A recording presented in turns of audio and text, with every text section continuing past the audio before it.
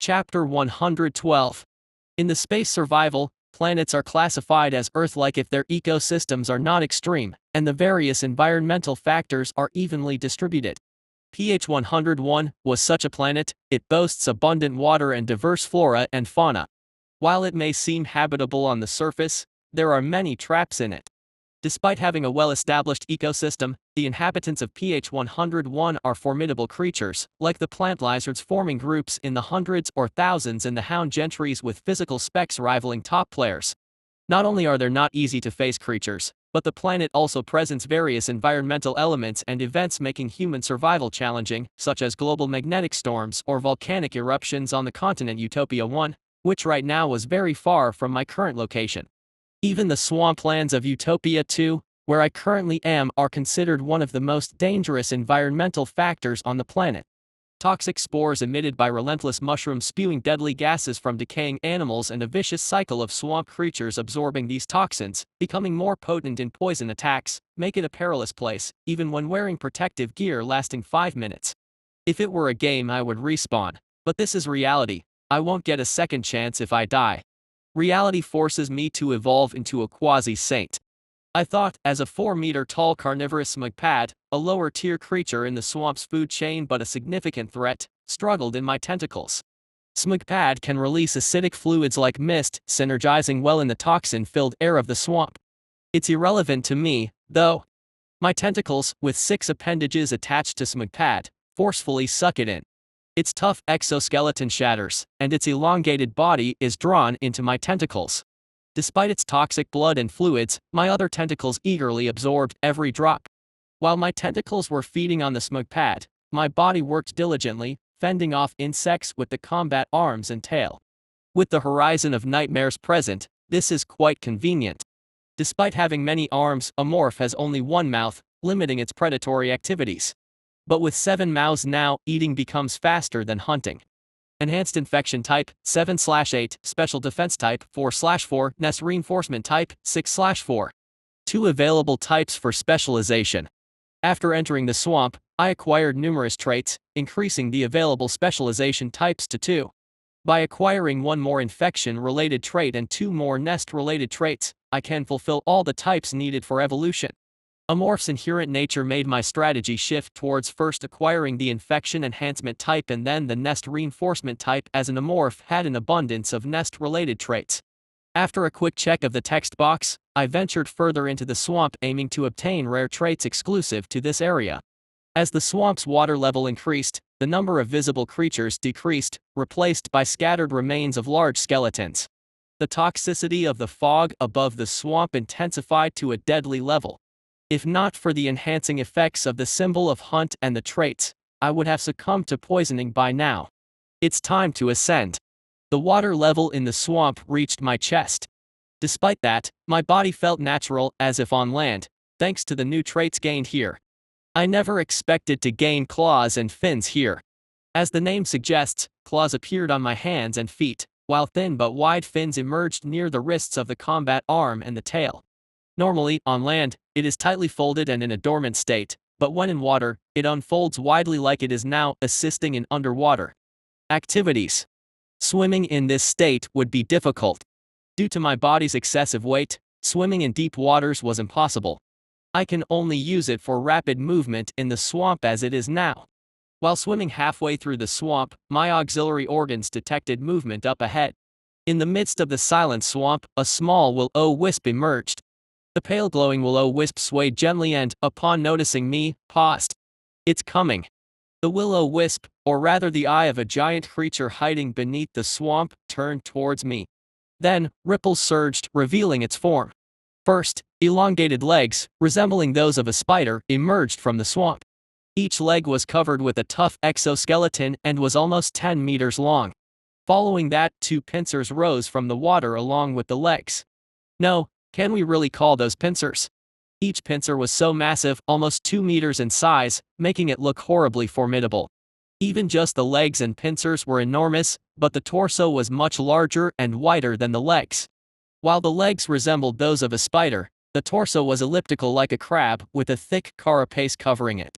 Of course, seeing a creature with a carapace 15 meters wide might not immediately bring crabs to mind. On top of the carapace, thorns, the size of adult forearms, were densely embedded, and at the bottom, palm-sized holes were scattered. On the front of the carapace, teeth resembling a catfish's mouth, arranged in a whirlpool pattern, and 4 eyes resembling the will-o-wisp were visible. The creature, a combination of crab and spider, was named Swamp King. It is the most dangerous creature in the swamplands of the Utopia 2 continent. 4 eyes resembling the will-o-wisp focus on me. The moment I felt its gaze, the 2 pincers flew towards my head at an unbelievable speed. Sensing the attack in advance with my auxiliary organs, I bent my knees and submerged into the swamp. The massive pincer grazed my head, resembling a crown. Before the creature's attack continued, I submerged into the mud on the swamp floor and leapt upwards. Although it wasn't exactly the ground but more like a swampy area, I couldn't jump high. Still, if I could get on top of the creature, that would be enough. On top of the creature, I utilized my weapons to attack its carapace. I opened its tough eyes with my mouth wide, clawed with my combat arm, and hacked at the carapace with my bone axe. The thorns on the carapace were cut off each time I swung my arm. Giddy. As if annoyed, the creature shook its body. My body swayed like riding a rodeo machine. To avoid falling, I stabbed the bone blade arm into the creature's carapace. Even though it shook violently, sticking close like a leech, I reversed some of its joints to directly counter me. The target was me on top of its carapace. The claws at the end of its legs were as tough as the pincers and had an immensely high piercing power. Before the claws at the end of the legs could pierce me, I quickly jumped off its carapace. However, due to the attack's incredibly fast speed, one of my corrosive tentacles was torn off by its attack. Pain nullification activated. A sharp pain, like being struck on the back with a club, struck my head. Grrr. The creature, surprised that the attack failed, made a short whimpering sound. It's strong. Perhaps because it occupies the apex of the food chain in the swamp, it's formidable. The creature is completely immune to infection-type attack methods such as poison, parasites, and viruses. Therefore, the infection-related traits I acquired in the swamp do not affect it. Additionally, its carapace is resistant to all types of psychic powers. Not long ago, the reason I didn't use the ghost claws when attacking its carapace with the combat arm is that it wouldn't make a difference anyway. Even if I shoot psychic breath at it, it would only cause minimal damage. In other words, there's only one way to defeat it. I must overpower it solely with strength. The creature has a very fast attack speed and considerable strength. On top of that, it has a thick carapace, high psychic resistance, and immunity to poison and viruses. At first glance, it may seem perfect, but it's not. I can win this. After a brief confrontation, the damage to its carapace was limited, while I lost one corrosive tentacle. At first glance, it may seem like I suffered a significant loss, but I was actually relieved. As expected. With my current state, I can penetrate its carapace. Surprisingly, the seemingly tough and thick carapace is the creature's most vulnerable spot. Creatures in the swamp, including the Swamp King, are known for hunting their enemies in bizarre and unconventional ways. This holds true for the Swamp King as well. Although it has a crab-like appearance and thin legs resembling a spider, it's a misconception to think that targeting its legs or pincers would be effective. The creature's legs and pincers are so hard that they can withstand plasma heat beams. On the other hand, the carapace is relatively less sturdy than the legs. With sufficient physical force, the carapace can be shattered. Fortunately, I possess strong physical strength. Giddy. The creature seemed to recognize me as a threat and only growled, not making any sudden moves. I also circled around it slowly, waiting for an opportunity. During this short standoff, the creature took the initiative to attack. Gee. Gee. Gee. White snake-like creatures emerged from the holes beneath the creature's carapace. They wriggled out slowly, resembling the corpse worms I had seen in the sewage system of the space city before. More precisely, these are its reinforced plates. The corpse worms emanating from the Swamp King's body are different from the repulsive creatures seen in the sewage system. In the game, the Swamp King summoned corpse worms ignore the player's defense and inflict fixed damage, thanks to the corrosive acid that can dissolve even tough materials. In reality, things might have changed. However,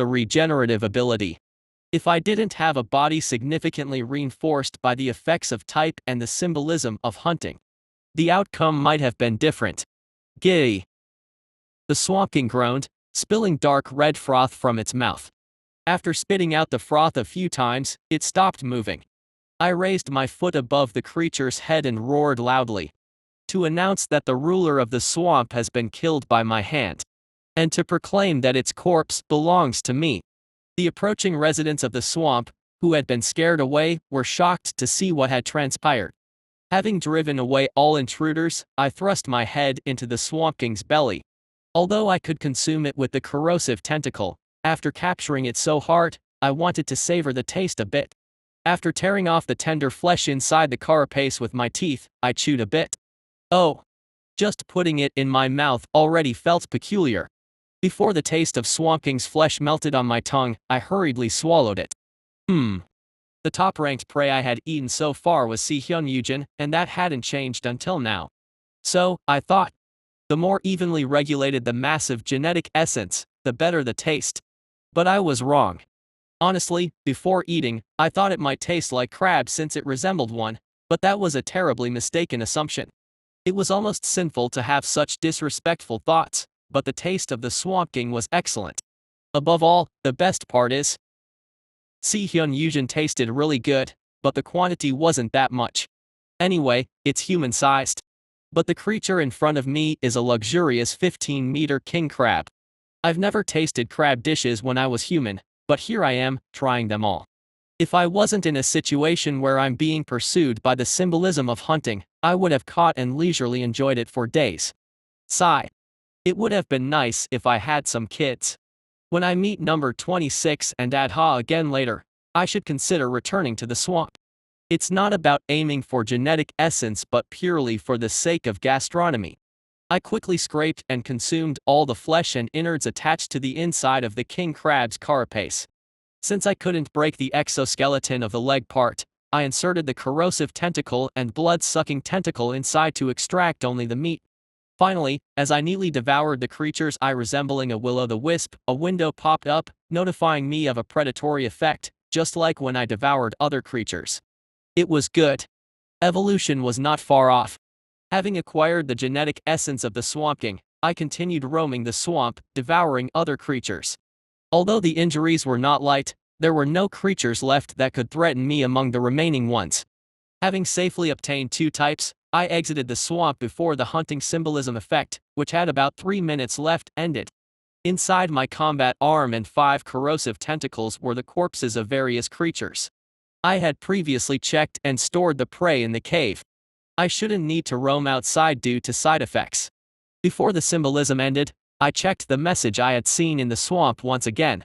Pre-saint quasi-saint evolution conditions have been met. Would you like to evolve? Chapter 113.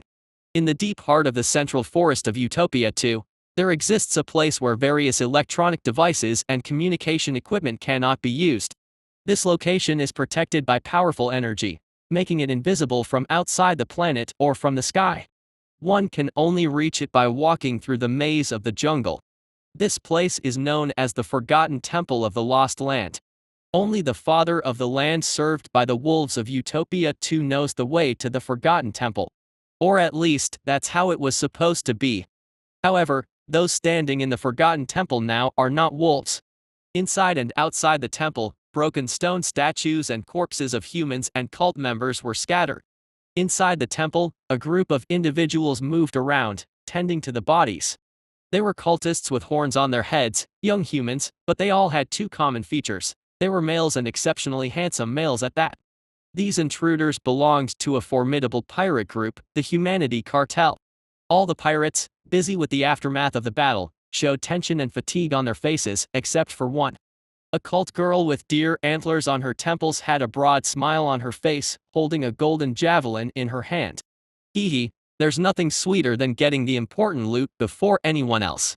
A voice as enchanting as her appearance flowed from her lips. Her name was Muriel, the leader of the Humanity Cartel. Approaching her, a man spoke. Leader. What happened, brother? Well, there are some injured pirates here. Her gaze turned towards the fallen pirates behind her subordinates. They had suffered serious injuries in the battle with the stone statues guarding the temple. Brothers, are you hurting a lot? Oh, no. It's nothing. Just a scratch. It's okay. Just a little scrape. The injured pirates reassured her, emphasizing that they were fine. Muriel approached them and casually scanned each one. Then, she furrowed her eyebrows. Brothers, you can't be ugly. Paw. Please spare us. Kook. Even you, brother. Please. Ack. Ignoring their pleas, Muriel lethally stabbed each injured pirate with her javelin. Strangely, the golden javelin's glow intensified with each kill, as if reveling in the blood. Thanks to you brothers, the experiment was a great success. She nodded satisfactorily while looking at the dazzling javelin that illuminated the inside of the temple brightly. Muriel, having killed all the injured, led her subordinates and left the temple. In a location away from the temple, there was a temporary camp set up by the Humanity Cartel. As she arrived, her subordinates waiting at the camp greeted her. Have you come? How is the Mother of the Sky? As you mentioned, she is in training. Muriel entered the camp with her subordinates. In the center of the camp, a beast, 3 meters in size, was chained with iron shackles. The skeletal structure of the beast, with an eagle head on a lion's body, was truly gruesome. Its entire body was covered in hardened scabs, and the wounds were so severe that maggots were growing out from it. All 4 legs had thick iron stakes driven into them, and a spiked iron collar was worn around its neck. Additionally, internal organs protruded from a wound on its side, tied up with a thick wire connected to a wheel. Speaking in a cheerful voice to the beast in a state that seemed close to death, Muriel said, "Hey, Choi Seo, no, Mother of the Sky. Have you been well?" When the beast, addressed as the Mother of the Sky, didn't respond, Muriel gestured to one of the pirates. As the pirate turned the wheel, the wire was pulled, extracting the beast's internal organs. "Croc. You son of a bitch. If a person asks you something, you should answer. Grrr. S. Stop. Why are you cursing when I'm trying to thank you for getting the treasure? Am I still a joke to you? Ark?" In extreme pain as its organs were torn apart, the Mother of the Sky even lost control of its bladder. Hey, it's impressive that the transformation hasn't been undone despite going this far. Oh. You. But how much more can you endure? While Muriel mocked the pathetic sight, a subordinate approached with a communication pad. "Leader, there's an urgent message from the cruiser. I'm busy right now. It's a very urgent matter." "Fine." Muriel reluctantly took the pad. The displayed contents were video recordings transmitted from cameras on the reinforced suit. Phew. After recovering from the aftermath of the symbol of hunt, I looked around. Worried about the possibility of leaving the cave, I realized that it hadn't happened. Bit messy, but the cave walls and my body were covered in blood. Fingers hung with leftover entrails, and broken bone fragments and flesh scattered on the floor. Let's get ready then. Having processed all the prepared food in my stomach, I left the cave. Evolution can't happen immediately after completing all the evolution conditions. The best time for evolution is when a morph is most incapacitated, during his recovery in the cave. If attacked during evolution, I wouldn't be able to resist and would die. The time it took for the last evolution was 6 hours. It would probably be similar or even longer when evolving into a quasi-saint. To safely stay in this jungle for at least 6 hours, preparations were necessary. Let's seal the cave entrance. I went outside and headed to the nearby pirate camp. Since the pirates had already been devoured, there was no one at the camp. Except for the fact that creatures like the Woodavils had come out and took away the boxes containing Calibaga, the items at the camp remained untouched. Grabbing a small bomb from the camp, I returned to the cave and installed it at the entrance. When the bomb exploded, the cave entrance collapsed, plunging the cave interior into darkness. Let's go then. Inside the cave, there was a spacious chamber large enough for me to evolve without any issues. I found a suitable spot deep inside the chamber along the wall. Pre-saint quasi-saint evolution conditions have been met. Would you like to evolve? I had waited a long time.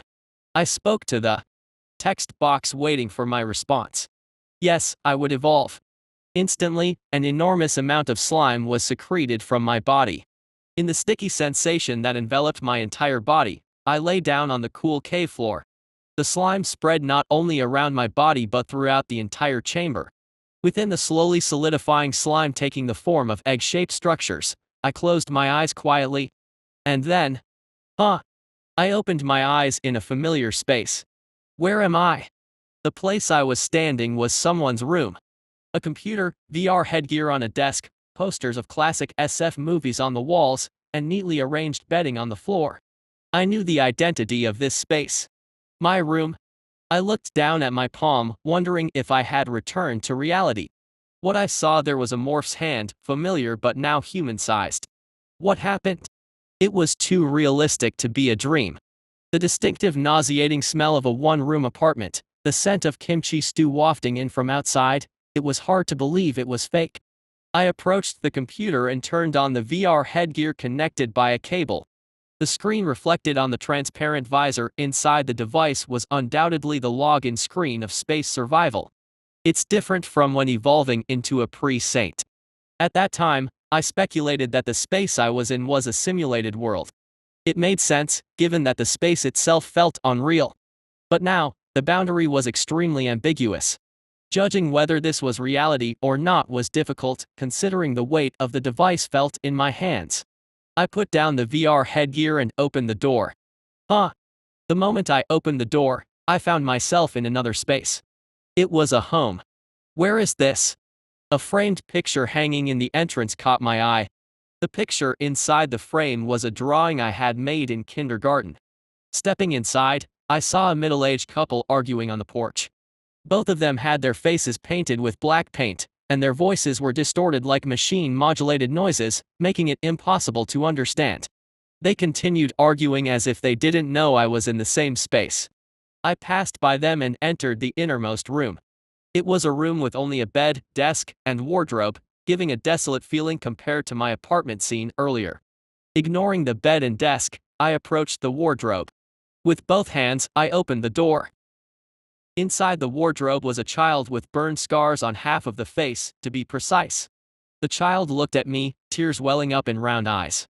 Without thinking, I reached out towards the child, and the child extended its hand in the same way. As our hands touched, the child's expression changed. The moment I realized it was a smile, the environment around me changed into a deep darkness.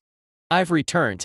I extended my sixth arm to tear the bloody membrane covering my body. Slime that had filled the membrane poured out, and the cold, damp air of the cave enveloped my body. It felt like the pleasant coolness after washing with warm water. I exerted strength on the tail and slowly stood up. Since no light entered the cave, I couldn't see anything with my eyes, but I could feel it. The sensory organs under my jaw, now increased from 2 to 4, vividly conveyed the changes in my body. Is this the quasi-saint stage? A creature resembling a spider or scorpion with bipedal locomotion similar to a human or a humanoid. So, what animal does the quasi-saint morph resemble? I'd like to say it's a giant snake with 8 arms. As for me, who has transformed, there's nothing resembling legs anymore. The arms that originally served as legs have been modified into new combat arms, so now I have a total of 6 combat arms. The upper arm, middle arm, and lower arm. Each combat arm is located around the shoulders, sides, and lower abdomen. With the transformation of the legs into arms, the upper body has become longer than before. And the lower half of my body, where the legs disappeared, has been replaced by a thick tail. In other words, if we were to simplify my current form, it would be similar to the monster Naga from Indian mythology, which is described as half human and half snake. Despite losing legs, I haven't slowed down. Now, movement is facilitated by the thick claws tightly embedded in the tail. The power of these tail claws is tremendous, allowing me to run much faster on land than before. And it's useful when wandering underground or swimming. Thanks to these changes, the quasi-saint can operate more easily in a variety of environments compared to before, whether burrowing into the ground for ambush or pursuing enemies fleeing into the water and so on. Additionally, the tail, now an important means of movement and support, has scales separated like those on the head. While these scales are finely divided for free movement, they are not so low in defense. Probably, swiping an enemy with my tail will yield a force equivalent to a full-on charge. In the past, I killed many enemies by entwining them with this tail. Even the Swamp King, whom I devoured before evolving, won't withstand having its armor tightened by this tail for more than a few minutes. Of course, I won't leave it in a state where it can easily resist. With the overall change in body shape, the form of the enlarged armor due to the horizon effect of nightmares has also slightly changed. The robust and heavy armor, suited to the shape of a snake-like body, has transformed into a sleeker and less thick form. Let's see. From now on, I won't walk on 2 legs but move while supporting my body with my tail. I moved my tail as a test. SSSSS. Huh. Honestly, I thought it would be difficult to adapt, but surprisingly, it wasn't. The sensation of moving the tail was similar to the feeling of bouncing around by giving strength to the waist. But it has grown a lot. The length of my previous body, including the tail, was 12 meters, and during the manifestation of the hunting emblem, it was 20 meters. However, now, without using the symbol of hunt, the length has surpassed 25 meters, possibly because the role of the tail has become more important. Apart from the fact that reaching the quasi-saint stage has made me larger and the lower half of my body has been replaced by a tail, there is another mutation that occurred after I reached the quasi-saint stage. GRRR. I opened my mouth wide. The lower part of my jaw split into 2, causing my mouth to open much wider than before. Inside the split jaw, sharp teeth were densely embedded. While the tail is powerful, the true strength of the quasi-saint lies in the newly acquired feature. And that's the jaw's essence harvester's jaw. You can activate the predation effect just by consuming the head of a target that possesses genetic essence. This means that by having the essence harvester's jaw, you can activate the predation effect by just eating the head without consuming the entire corpse. With the jaw of the genetic harvester, you can quickly replenish the genetic essence of enemies during combat. This implies much faster growth than before. Because of this, other players tried to kill amorphs by any means necessary. Having confirmed all the changes, there's no reason to stay in this narrow cave any longer. I lowered my body and crawled towards the cave entrance.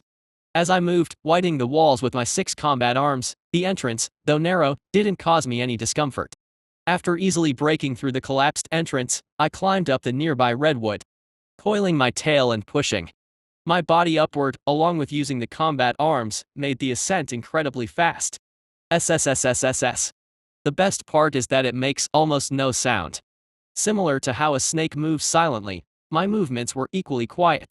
As evidence, the Night Stalker, which was lying on a branch, had no awareness that I was right behind it. It yawned, apparently bored of waiting for prey. I quickly bit off its head with my split jaw. Kong. The Night Stalker's corpse, with its head lost in an instant, fell below. There's no being on this continent that can restrain me.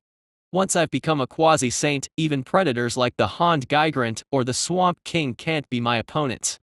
The only remaining potential threat is the pirate player. As long as she's gone, there's no one to prevent my evolution. If negotiations break down, she will bear the responsibility. This is thanks to the genetic essence she possesses. Chapter 114. Boss. Muriel, the leader of the Humanity Cartel, had reviewed all the videos. Initially, her expression, while the hologram was displayed, was unremarkable, but it gradually stiffened, now as cold as ice. When was this recorded? She always called the pirate's brother. The fact that she emitted the honorific indicated her anger was beyond measure. Swallowing his saliva, the subordinate answered. This was recorded a week ago. A week? Who's in charge of communications? That would be me. Mid-sentence, the subordinate's breath was cut off as Muriel grabbed his throat. In her eyes, burning violet flames were ablaze. You're only mentioning this now? Such an important matter. Gare. Though Muriel herself had warned not to be a nuisance when entering the temple, she had forgotten this fact. In the end, the hapless communication officer met his demise with his throat twisted. Dispose of him. Yes, ma'am. Instructing another subordinate to clear the body, she again displayed the hologram. Why isn't a morph here? Could it be? Not only in the continent of Utopia too, but a morph itself doesn't reside on the planet PH-101. If it traversed through space and arrived on this planet, there's only one thing that could mean. He's a player. Muriel knows that she's not the only one from other worlds in this space world. The majority of players are also in extremely hostile relationships with each other. One of her reasons for coming to this planet was to capture players. But a morph should be extinct. How is this possible? Though incomprehensible events unfolded in reality, that's not the important part now. If an amorph player has arrived, preparations must be made to deal with him. The skinned corpse. As a player who ranked in the top 20 in space survival, Muriel knew what the corpse meant. There are hardly any amorphs in the game that provoke or intimidate in such a way. Only one person does that. Surely, he was the 5th ranker. Not long after becoming a ranker, that amorph ranker quit the game. Thanks to that, they never met in person, but she roughly knew of his reputation. I don't know how someone who quit the game could have come here, but Muriel herself is also a former ranker. Moreover, she has survived in this world for a whopping 3 years. On the other hand, the opponent, though a long-time player, quit the game midway. She believed her skills would not be outmatched by that former amorph ranker. The likelihood of losing to him is slim. Snicker. At that moment, laughter that disturbed her mind echoed. She glanced away from the hologram to see who emitted the laughter. Ha! Ha! Ha! PFFD. I knew you were a stupid BH, but I didn't expect you to be this dumb. The mother of the sky was mocking Muriel. In the midst of undergoing a gruesome torture, she couldn't help but laugh as if she had heard something incredibly amusing. What's so funny? PFFT, cough. The likelihood of losing to him is slim. Do you even know who's in that video? Isn't it the amorph ranker from the 5th place? Even though you know that fact, you're so nonchalant. Truly impressive confidence. What? He prepares and moves wherever he goes. He came here, killed the pirates. No matter what you think, no matter what plans you make, it doesn't matter. Whether you fight, try to escape, or beg for mercy, he'll kill you. Rather than meeting him, it's much better to die right here before he comes. No matter what you do, you can't escape his grasp. Up until now, the Mother of the Sky had never asked for death even amidst any torture. She wanted to survive somehow and take revenge on Muriel. But now, in the face of a morph, she said it's better to die than to meet him. This fact sent shivers down Muriel's spine. Damn, what is this? Muriel gazed into the Mother of the Sky's eyes. The emotions within the eyes, resembling a bird of prey, were very unfamiliar. Fear. Even when she didn't lose her composure during torture, the Mother of the Sky was now scared of the amorph. Muriel, deeming that she could no longer obtain useful information from the Mother of the Sky, called her subordinates. Contact the cruiser and have the defense level raised to the maximum until I arrive. If anyone approaches, even from the camp, eliminate them. Even people coming from the camp. Yes. He can deceive and pretend to be human, so don't trust anyone. Don't even take any communication. Report immediately if anything happens. Got it. Although what the Mother of the Sky said was quite concerning, Muriel deliberately ignored it. Fearing danger when facing a formidable opponent only puts one at a disadvantage. Calm down. Anyway, he's just an A- ranker. She, too, was a ranker, and she had not a few experiences fighting against a morph. The point when a morph rapidly grows stronger is after becoming a quasi-saint or saint. Although the figure in the hologram looked significantly different from the in-game appearance, it still seemed to be in the pre-saint stage. No matter how formidable his skills might be, with numerous subordinates, a cruiser, and top-tier equipment, the probability of her losing was low. If he has any exceptions, it would be receiving some special benefits. Muriel herself received new benefits upon falling into this world. The benefit effects were powerful, but that didn't mean she had some omnipotent tool like a morph. Considering the gap between her and a morph, it was impossible for him to defeat her no matter how good his benefits were. I'll have to return earlier than planned. Everyone, pack up. Understood? Snicker. Doing useless things. You're all already screwed. Hee hee. Cough. Even as the camp members moved quickly, the mocking laughter of the Mother of the Sky echoed ominously. The time until the boss comes is just 1 day. I checked the time using the small terminal pad stolen from the pirates. Now that I've evolved into a quasi-saint, I can say that the conditions necessary to confront the pirate leader are roughly met. However, it's not accurate to say that a quasi-saint is overwhelmingly powerful. While becoming a quasi-saint does enhance one's strength significantly, it's crucial not to rely solely on this fact as the exact level of the pirate leader's abilities is unknown.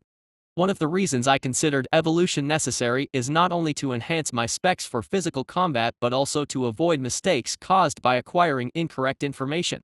They may think I'm at the pre-saint stage. At this point, it's impossible to know the pirate leader's skill level. If she's a top-tier player, she should have an idea of how to fight against an amorph. An amorph's strength varies significantly based on the evolutionary stage, so she will assume that I am a pre-saint and prepare accordingly. GRRRR.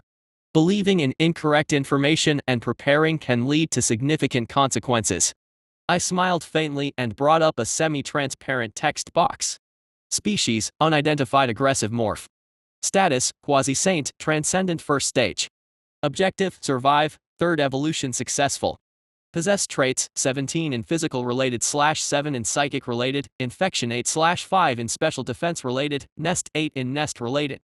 Physical related, type applied, metal absorption, complete organic being, unique, pheromone enhancement, gastric state, Bonax aerial membrane, reinforced suction pads, robust vitality, aquatic claws, fins, reinforced large tail, essence, harvester's jaw. Physical fusion traits, regeneration, neurotoxic gland, unavailable, blood-sucking tentacle, spine shooters. Psychic related, type applied, humanoid, insight. Psychic fusion traits, predator senses, monster's tentacle, ghostly claws, watcher of fear, psychic reflection gloves. Infection related, type applied, space bacteria, enhanced contagion, illusion beetles. Infection fusion traits, parasitic colony, putrefying fungal organ, tooth fairy nest, gremlin moss, acidic mycotic gland. Special defense related, pain reduction, resistance, disease immunity, complete immunization. Special defense fusion traits, protective coloration. Nest related, type applied, horizon of nightmares, unique, rapid calcification inducer, enhanced expansion, sticky suckers, humanoid cannibalism, smog tower, water wraith nest. Nest fusion traits, symbiotic organ spores. Possessed types, 4. Physical enhancement type, psychic enhancement type, infection enhancement type, nest enhancement type. Specialization available type, 1. Special defense enhancement type, 5/16. Incomplete traits, 3. Energy absorption, diminutiveness, Jill. There are quite a few. Since becoming a quasi-saint, the number of new traits I gained was staggering. Especially in terms of special defense enhancements. Of course, there were also some new changes in physical and psychic traits. Due to using the infection fusion trait gremlin moss as a material for electronic interference, the plates on my back disappeared. Additionally, the color of my exoskeleton, originally close to dark brown, was now closer to a dark violet. This was due to the effects of the psychic reflection gloves, created by combining the traits obtained from defeating the Swamp King with psychic resistance. Both of these traits would be used countless times against opponents I would face from now on. Gremlin moss is effective against machines, and the psychic reflection gloves are useful against cultists. In addition to these, there are many traits that will continue to be useful in the future. Especially getting the symbiotic organ spores was fortunate. The symbiotic organ spores were created using traits obtained from the swamp, and it had a very special ability. In nests where this trait was applied, it produced spores with the ability to heal the target that had undergone symbiosis with the organism. If I have the symbiotic organ spores, it will be a great help to number 26 and Adha. I've been worrying a lot about both of them getting hurt, but now I feel like I can breathe a little easier. Let's focus on the cruiser for now. Currently, I'm less than 50 meters away from the enemy cruiser. It seems they've been ordered to be on high alert by their leader as they've set up all sorts of defenses around the ship. Various mines, dozens of storm gun units in auto-fire mode, heavy walkers numbering in dozens, reconnaissance drones made by Star Union, and even plasma turrets mounted on the cruiser were all operational. Their defense level is truly formidable. If I were a pre-saint, even with number 26 and Adha, it would have been impossible to breach this place. It's practically impenetrable from both land and air. I wonder if they know about the underground approach. The enemies have built a near-perfect defense against ground and aerial assaults. But they've overlooked one thing: underground. Since earlier, I've been digging tunnels to infiltrate beneath the cruiser. When I evolved into a pseudo-entity, blunt claws emerged all over my exoskeleton except for my head. Most of them are concentrated on my tail, but there are also blunt claws on my wrists, waist, and chest. These claws can be used for offense, but more importantly, they're very effective for digging through soil. Thanks to these claws, I can move quickly and quietly underground. I think this should do. As I reached beneath the cruiser, I stopped digging. This space, slightly larger than my body, will serve as my new nest. Now that I've gained new traits, I should try using them. As I activated nest building mode, black slime poured out from my body. The surrounding soil absorbed the slime like a sponge absorbing water. In the past, it would have taken quite a while for the slime to harden and form spores, but now the nest was completed incredibly quickly. It's all thanks to the reinforcement from my types and traits. That was fast. Very good. The completed nest automatically expanded its territory around the area without me needing to command it. The walls of the tunnels I dug became solidified in an instant due to the slime, and the ground around felt as vibrant as my body. Fruit-like spores reflecting my traits sprouted throughout the nest, and various pathogens such as toxins, viruses, fungi, and fungi crawled into the soil. I wonder if the people on the cruiser are aware that beneath their feet, a kingdom of contagion is being constructed. Alright, hurry up and come up. The nest rapidly extended upwards. The target is the cruiser guarded by the pirates. Since the cruiser also represents the power of the pirate leader, weakening it in advance wouldn't hurt. If we attack using the nest's traits, they won't stand a chance. The enemies above won't be facing just a single creature like a morph. This soil, this land, and everything else under my control will become their enemy. Chapter 115. Hey, it's time for the shift change. Ugh, thought I was gonna die of boredom. The acting captain called. Go before bedtime. Damn, is the guy relieving me of working on self-improvement? Why isn't he here? The pirates patrolling outside the ship grumbled and kicked the dirt in annoyance. The pirate taking over the shift smirked and teased him. No need to envy. He has to write a report about the cargo we sent a few days ago. Oh, that? Sending those captured wolf slaves to the camp in the backwoods? Yeah. With the number of people being sent there, he probably hasn't slept for days. Haha, idiot, should have written it earlier. He's in deep trouble now. They mocked their colleague who would be dealing with the aftermath of their actions while starting to gossip among themselves. It was a monotonous patrol duty carried out in 3 shifts. It's unbearable without some chatter. Let's have a smoke break. The guy taking over should be here soon. It's an e-cigarette anyway, what's the difference? True. The pirate who spoke first took out an e-cigarette from his pocket and pressed a small switch. Inhaling the thick synthetic narcotic in the cigarette.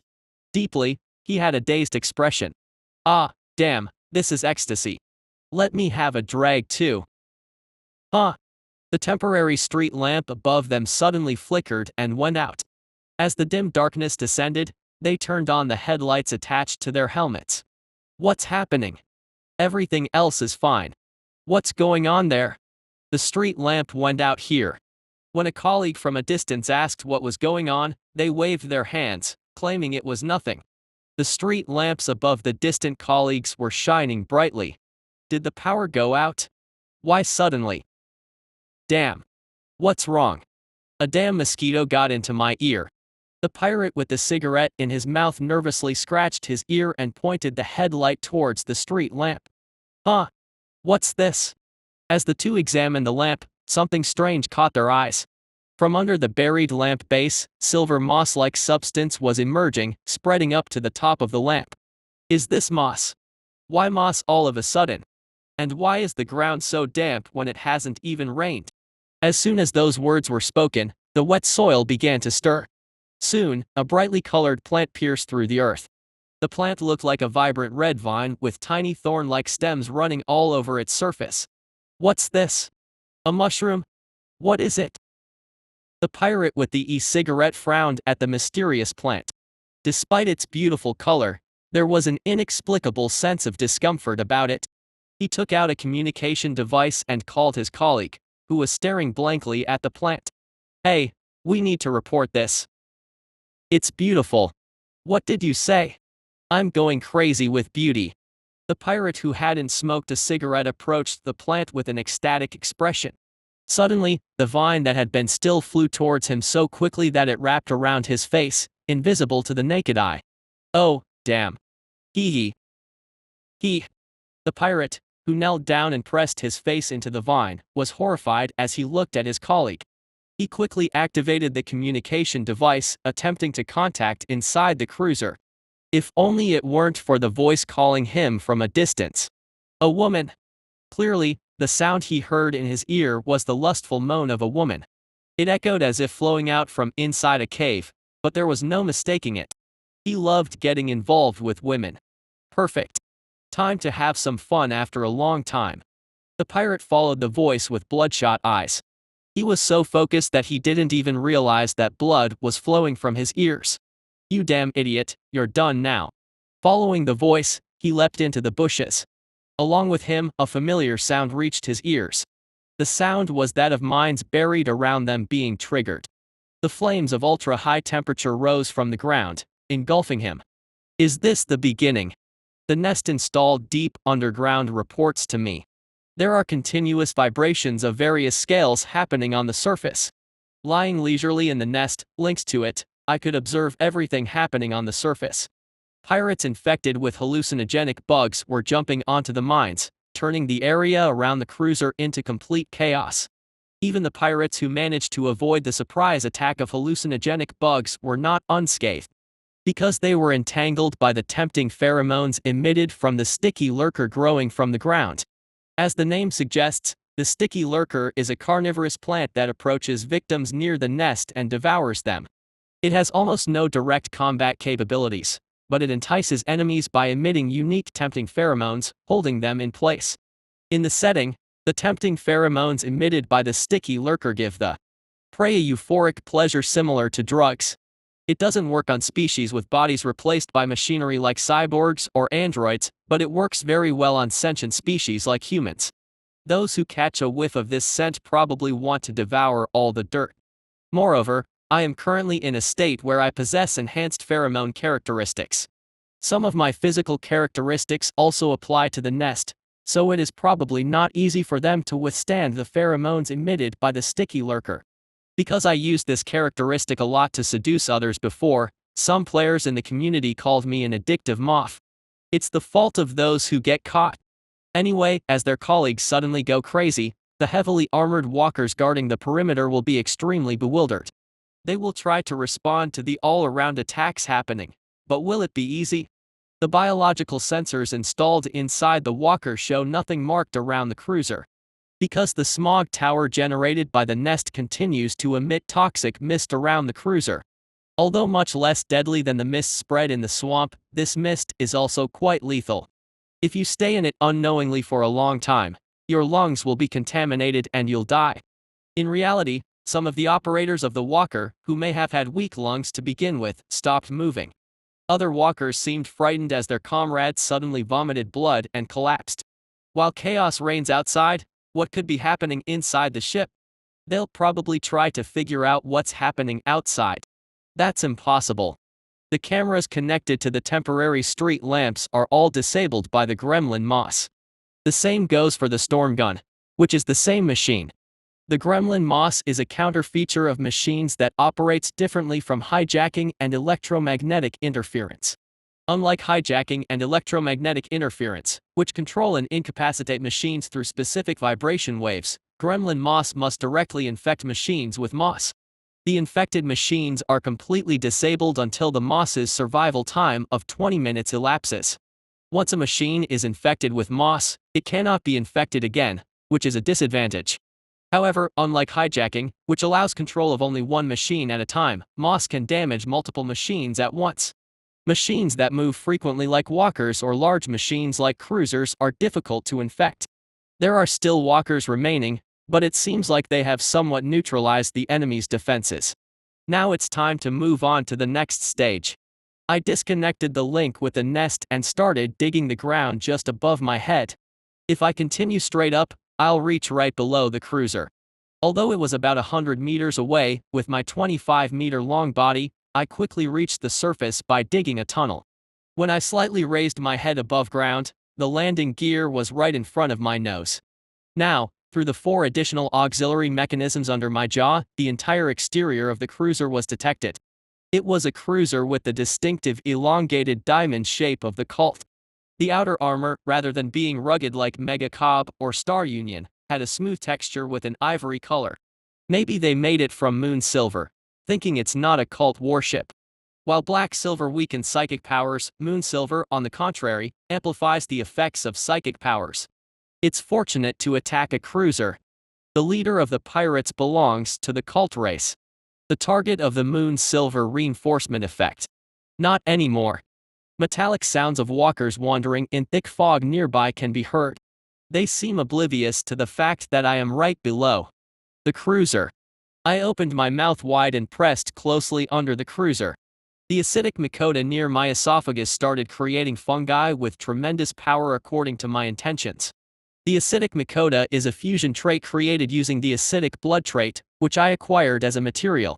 Previously, I could only use the acidic blood trait when creating wounds, but now I can spit out highly acidic substances to enemies when I want. Soon, the acidic fungi, completed in an instant, spewed out of my mouth. The emerald green acidic fungi that adhered to the bottom of the cruiser instantly melted the ivory moon silver. While the fungi worked diligently, I activated the tooth fairy nest. The tooth fairy nest, located in the lower back, burst open, spewing out carnivorous fairies. Since they were reinforced as a type, the appearance of the tooth fairies had changed. They remained the same size as before, about the size of a child's palm, but exoskeletons grew on their heads and bodies. It looks like the fairies are wearing helmets. As if reading my thoughts, the tooth fairy saluted. Their appearance was quite cute. Go inside the ship and chew off various important equipment and wires connected to them. Feel free to eat the crew if necessary. Dozens of tooth fairies entered the ship through the melted holes. Feeling the metallic confusion inside the ship, I waited until the holes widened. Pirates inside the ship seemed confused. A full-scale attack from all directions outside, sudden damage occurring under the ship. It's all beyond their expectations. While examining the internal situation through auxiliary mechanisms, I felt signs approaching from the hole towards the inside of the ship. Is it okay to go in now? I was still holding onto the widening hole with combat arms that were melting. With forearms stretched in all directions, the hole had widened enough for me to barely enter. Oops. Damn. Fire at everything. The moment I rose up through the hole in the floor, cult and human pirates wearing reinforced suits noticed me. Clearly, they were the ones guarding the cruiser, shooting calmly with purple spray guns they held. They're calm, but the problem is that I have psychic reflection gloves. Reflect some of the attacks of psychic power. The psychic reflection gloves are an advanced version of the reflection technique within psychic power skills, serving as a psychic version. It automatically reflects 30% of the damage received from psychic power attacks. Flames composed of psychic power wrap around my outer shell. Since becoming a quasi-entity, the upgraded outer shells make the experience much less painful. It's not even reducing the discomfort. To me, it's just warmth to the extent of causing some unpleasant feelings, but how about them? Some of the flames that were engulfing me flowed in the opposite direction. At the end of it were pirates holding purple spray guns. When the violet flame beam flew towards them, their expressions turned pale. Oh! Everyone, dodge! Ah! Since my gloves are sturdy, there isn't much damage even if I get hit by the purple spray gun, but the same can't be said for them. Despite their efforts, the pirates in reinforced suits struggled to extinguish the unyielding flames, but they knew it was a futile endeavor. Was the situation room this way? Ignoring the pirates falling one by one, I moved on. Up ahead is the situation room. A defense facility located far from the cruiser. As you approach the central area near the jungle where the Forgotten Temple is located, signal interference intensifies. This is due to the unique energy emitted by the temple. That's why Muriel built a fortress serving as an outpost between the cruiser and the temple, playing the role of a vantage point and a temporary command post in case of unexpected incidents. We'll stay here tonight. Returning from dismantling the camp near the temple, Muriel and her subordinates decided to spend the night here. They planned to take a transport ship early tomorrow morning and return to the cruiser. Even though the situation suggested a possible attack from enemy players, Muriel had reasons not to rush back. It was not only due to intermittent signal interference in this area but also to gather additional information about the amorph player from the Mother of the Sky. Scream. Gasp. Gasp. Brother, since he won't die anyway, pull it tighter. Yes. Even in the late night, torture aimed at the Mother of the Sky was in full swing in the open field of the defense facility. When the internal organs bound to the wire were torn apart as the wheels turned, the Mother of the Sky screamed. Observing her with a bored expression, Muriel commented. That must be quite painful. Shouldn't you tell us by now? You damn bitch. Even if I say it, there's nothing you can do. That's for me to judge. I'm sure, compared to you, I've fought against him. Muriel changed her mind because she felt skeptical about the attitude the Mother of the Sky had shown. I'm sure I've met him before. The 5th rank amorph player is infamous even in foreign countries, and she is aware of it. However, the Mother of the Sky's attitude was clearly abnormal. She is also a ranker like Muriel, even 15th place above Muriel, a wolf ranker. Even if the opponent had a higher ranking in the past, isn't he just a fallen star now? Moreover, the mother of the sky she saw here was highly skilled. She even learned divine manifestation. Divine manifestation is known as a challenging technique to learn among wolves' advanced skills. Muriel knew that the mother of the sky didn't have a high enhancement level, unlike other players. She chose to live with the current residents, and amidst that, she managed to learn divine manifestation. That in itself shows that she is no ordinary player. If I hadn't brought that equipment, I wouldn't have one. Originally, it was a weapon brought to subdue the Earth Father. Anyway, Muriel couldn't understand why the formidable mother of the sky feared the guy so much. Surely, the two of them must have met and fought in a past game. The reaction seemed to be exclusive to those who had encountered him and experienced something unpleasant. Perhaps the mother of the sky suffered a devastating defeat. That fear must stem from those memories, Muriel thought. If that guy is as formidable as you say, you might not be safe either. If you don't want to die. TCH. You killed my family. I'd sell my soul to a morph if it means I can kill you. Is that so? The excruciating torture was something Muriel, as the designer, knew very well. Yet, the mother of the sky remained unbroken. Muriel signaled the pirates to stop the torturous wheel. How about we have a chat with your beloved family? What? When she waved her hand, other pirates brought in wolf captives. The wolves, their throats bound by metal wire, were all young boys. You damn bastard. Alright, brothers. Bring in the wheel. Stop it. The pirates brought a wheel similar to the one used to torture the mother of the sky. Seeing the brutal torture tool, the young wolf captives began to tremble in distress. Let me ask you one last time. If you don't answer, these wolf friends of yours here will all participate in an organ exhibition. You damn bitch. You're just like me. But how can you do such a thing? Ah, noisy. Tell us quickly. Or else, might my brothers do something bad? The mother of the sky could tell that Muriel's words were not false. The malicious pirate leader still had enough cruelty left in him. I'll talk. I'll tell you everything, so don't touch them. That depends on your attitude. What do you want to know? Have you ever fought against him? Tell me what happened. Finally succumbing to Muriel's threats, the mother of the sky began her story with a submissive attitude. You know about that, right? The Shepherd Planet Battle. The battle where 4 clans gathered on a deserted planet? The one where all hell broke loose because they wanted to capture one player. Ah. Don't tell me. Yeah. That was a gathering to capture that amorph player. I was the leader of the Savage Clan, one of the clans that participated. Muriel was unaware that the Mother of the Sky was once a clan leader. This was because the Mother of the Sky was famous for rejecting membership offers from renowned clans in the game. At that time, he wasn't a ranker. He was just a pre-saint, and that's all. So, we thought we would easily win. But, he destroyed our spaceship within an hour of entering the planet. He destroyed all the communication towers responsible for contacting external spaceships, leaving only one. Blocking our escape route was probably his plan. After that, 1 or 2 of us were hunted down by him in the jungle. He acted as if he knew our plans completely, making any strategy useless. Skinned corpses? That's just the tip of the iceberg. He ridiculed us in every imaginable way. Because of him, we fell apart, fought against each other. Well, that was probably his intention. The Mother of the Sky spoke calmly, but strong emotions were deeply embedded in her words. A communication tower still remains, right? If you contact the outside, you can call for reinforcements. Kekek, that's right. Only one communication tower from one of the 4 clans remains. At first, we thought they had betrayed us since it was the only one left. But as time passed, we could rely on each other, waiting for the reinforcements brought by that clan.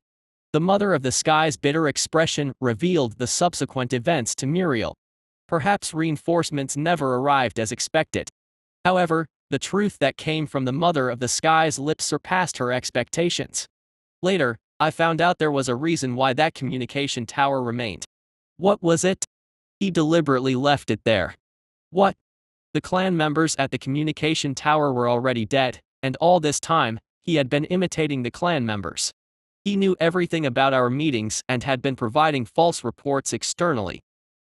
After that, he deceived us multiple times. We couldn't endure, suffered a complete annihilation, and my clan fell apart completely. We were so deceived by him that we couldn't trust each other anymore. Hearing those words, Muriel thought, that amorph player is truly insane, and realized the dire situation she was in. Well, anyway, it's just a game. Yes, it's a game. But this is reality. He emerged in reality. How can you be so calm when you have no idea what terrifying tactics he might employ? Even so, I'm just a virtual entity. While you're enjoying yourself here. The mother of the sky's scream interrupted her words. The impact of that momentary outcry was so terrifying that Muriel flinched. He has already prepared everything to torment you.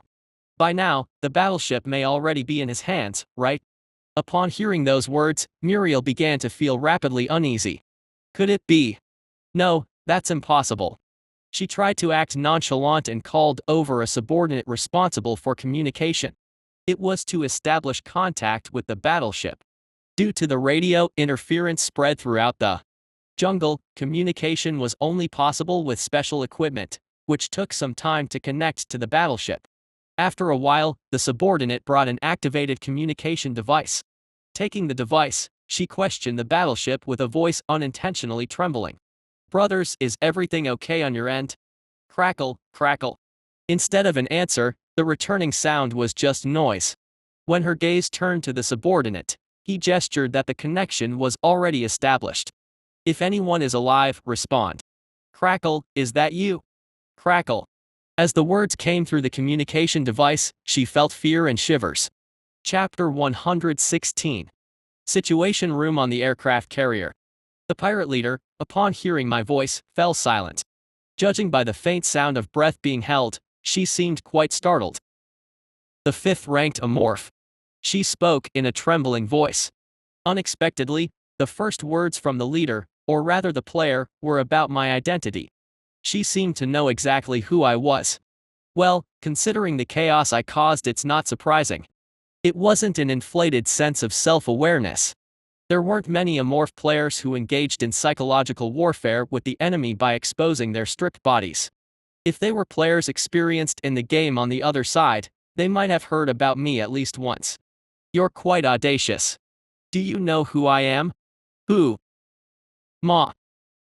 Ni. Tai. Ran. King. 20th. I suppose. I know well. After occupying the situation room, I was engaged in other activities until the communication came through. Specifically, I was examining the information on the pirate leader stored in the computer. The pirate leader, the woman conversing with me beyond the communication device, was named Muriel. In the game, she had been the 20th ranked space dog, a space survival expert. I haven't met her in person. I had quit the game shortly after she became a ranker due to academic warnings, so I hadn't fought against Muriel directly. However, I had collected information about other rankers, including her race, faction, and clan. She wasn't a cultist originally. As far as I knew, the 20th ranked Muriel was a cyborg of the space dog race. Therefore, until I confirmed her name on the computer, I didn't think the pirate leader would be a ranker. Of course, there were space-dogs from the cults too. He was a man, not a woman. I remembered him as the 11th ranked American ranker, whom I had fought against a few times in the past. Anyway, looking at the picture of Muriel displayed on the computer monitor, she clearly belonged to the female cult, specifically a cult with deer antlers, a symbol of the cult's royal family. I don't know why the deer antler cult is engaged in piracy. If she is a ranker, she would know how much the deer antler cult could achieve within the cult society. The ship she brought was probably not just an ordinary aircraft carrier but an imperial mothership. Gotta investigate that step by step. Currently, I know very little about the player. There were many other things that I didn't know too, such as whether there were other players in this world besides her and me. Therefore, I needed to extract enough information through our conversation. You being higher ranked than me is just a game talk. Do you still think you can beat me now that this is the real world? Her confident attitude indicated that she was no longer feeling tense. Despite losing the aircraft carrier, she seemed to have confidence in herself. I know there have been negative rumors about her being a queen bee or something. However, she is also a ranker in space survival. If the person on the other side isn't impersonating the 20th ranker, they must be hiding an ace up their sleeve. Let's delve into it a bit more. They've gone as far as taking over the aircraft carrier, claiming it's all in the name of the Ascension battle. Fee. Such ships are nothing compared to the power we possess. Us. What could the us she mentioned mean? It might refer to the humanity cartel, but it doesn't seem right.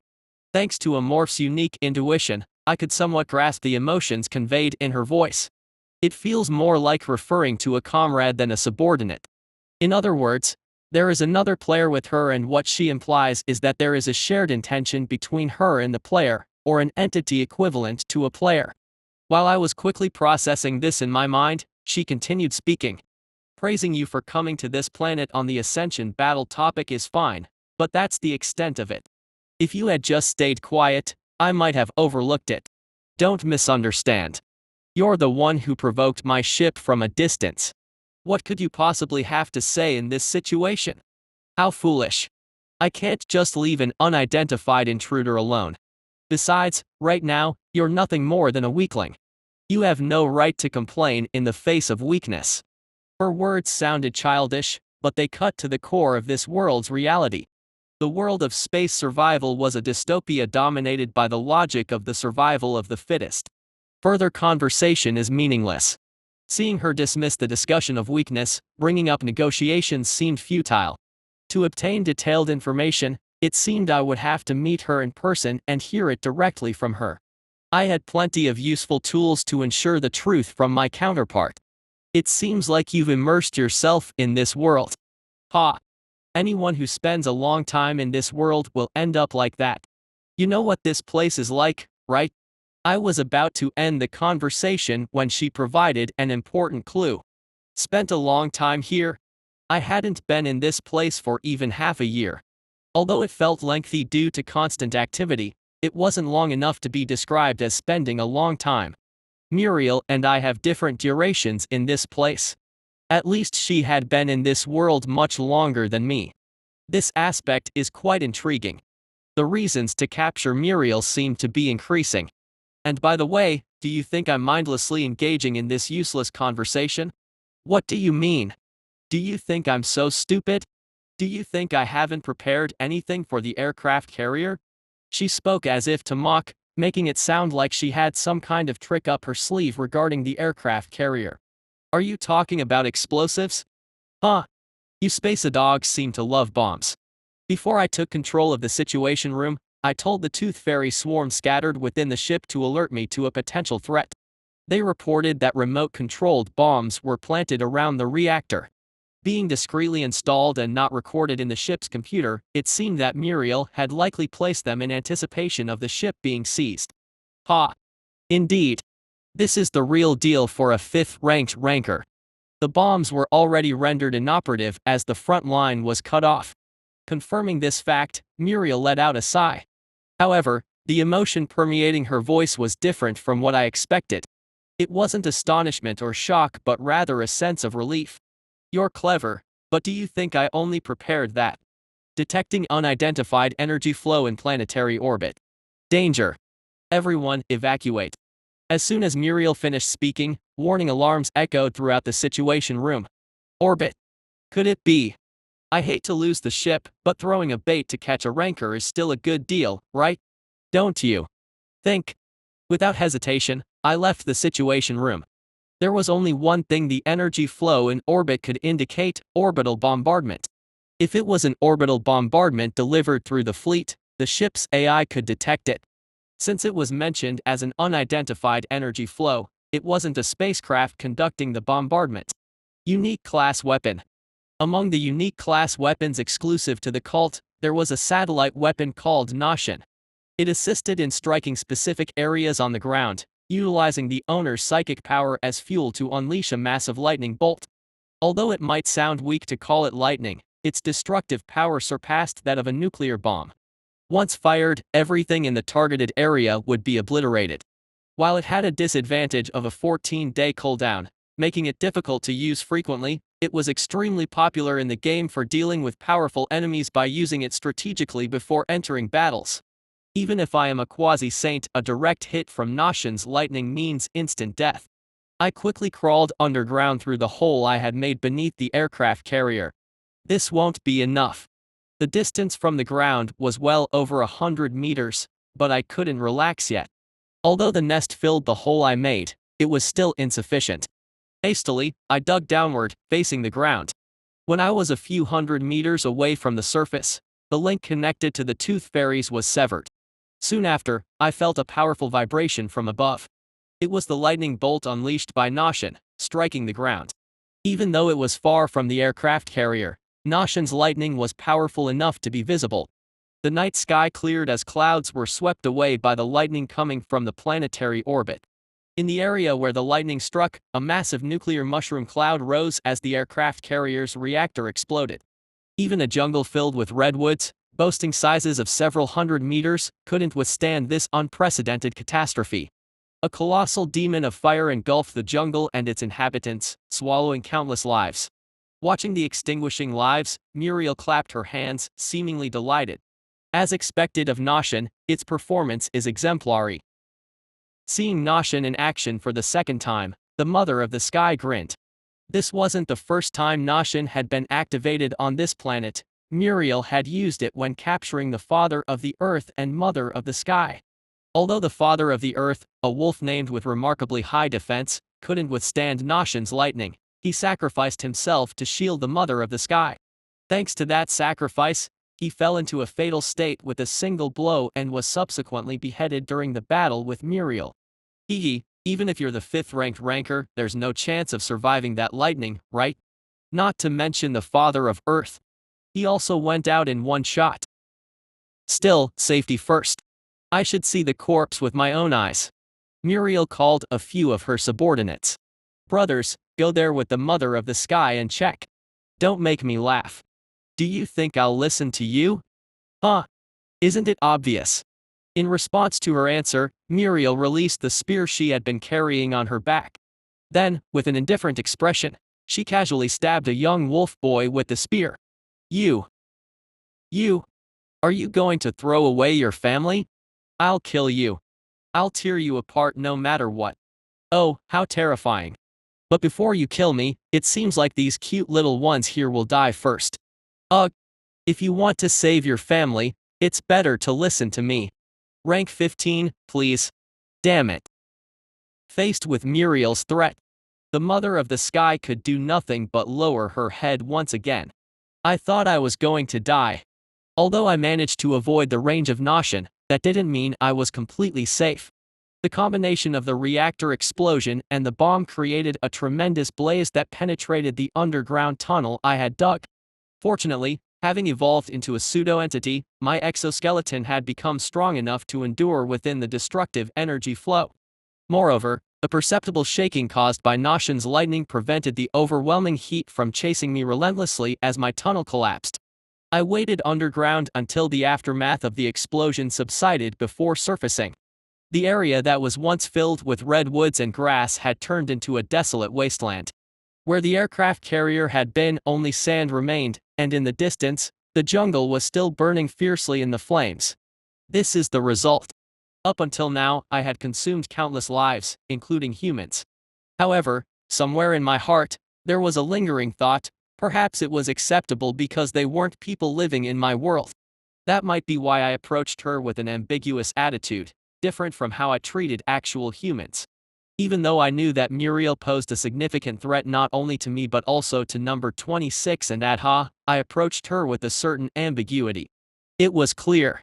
Now, that thought has completely disappeared. Would killing someone who goes around striking lightning into other people's heads be considered self-defense? Emerging from the ground, I swiftly crawled towards the burning forest in the distance. The heat I felt emanating from my body could be due to the aftermath of the nuclear explosion or simply my anger. It was impossible to discern. Regardless, it didn't matter. The cooldown for Noshin is 14 days. Whether this is her trump card or if she has more hidden, I don't know. But it doesn't matter now. I won't kill her right away. There are pieces of information I need from her. Instead, I must convey to her something more frightening than death. I will use all the strategies and means at my disposal. Soon Amorph will learn just how terrifying an enraged entity can be. Chapter 117. We've arrived. Let's go. 6 heavy walkers and 1 beast disembarked from the transport ship. They had come here under Muriel's orders to investigate if there were any survivors where the lightning had struck. Until a few hours ago, the lush land teeming with life had now become a desolate wasteland with only sand and death remaining. They roamed the barren wasteland with various detection equipment activated, following Muriel's command. Huh? Hey. There's something over here.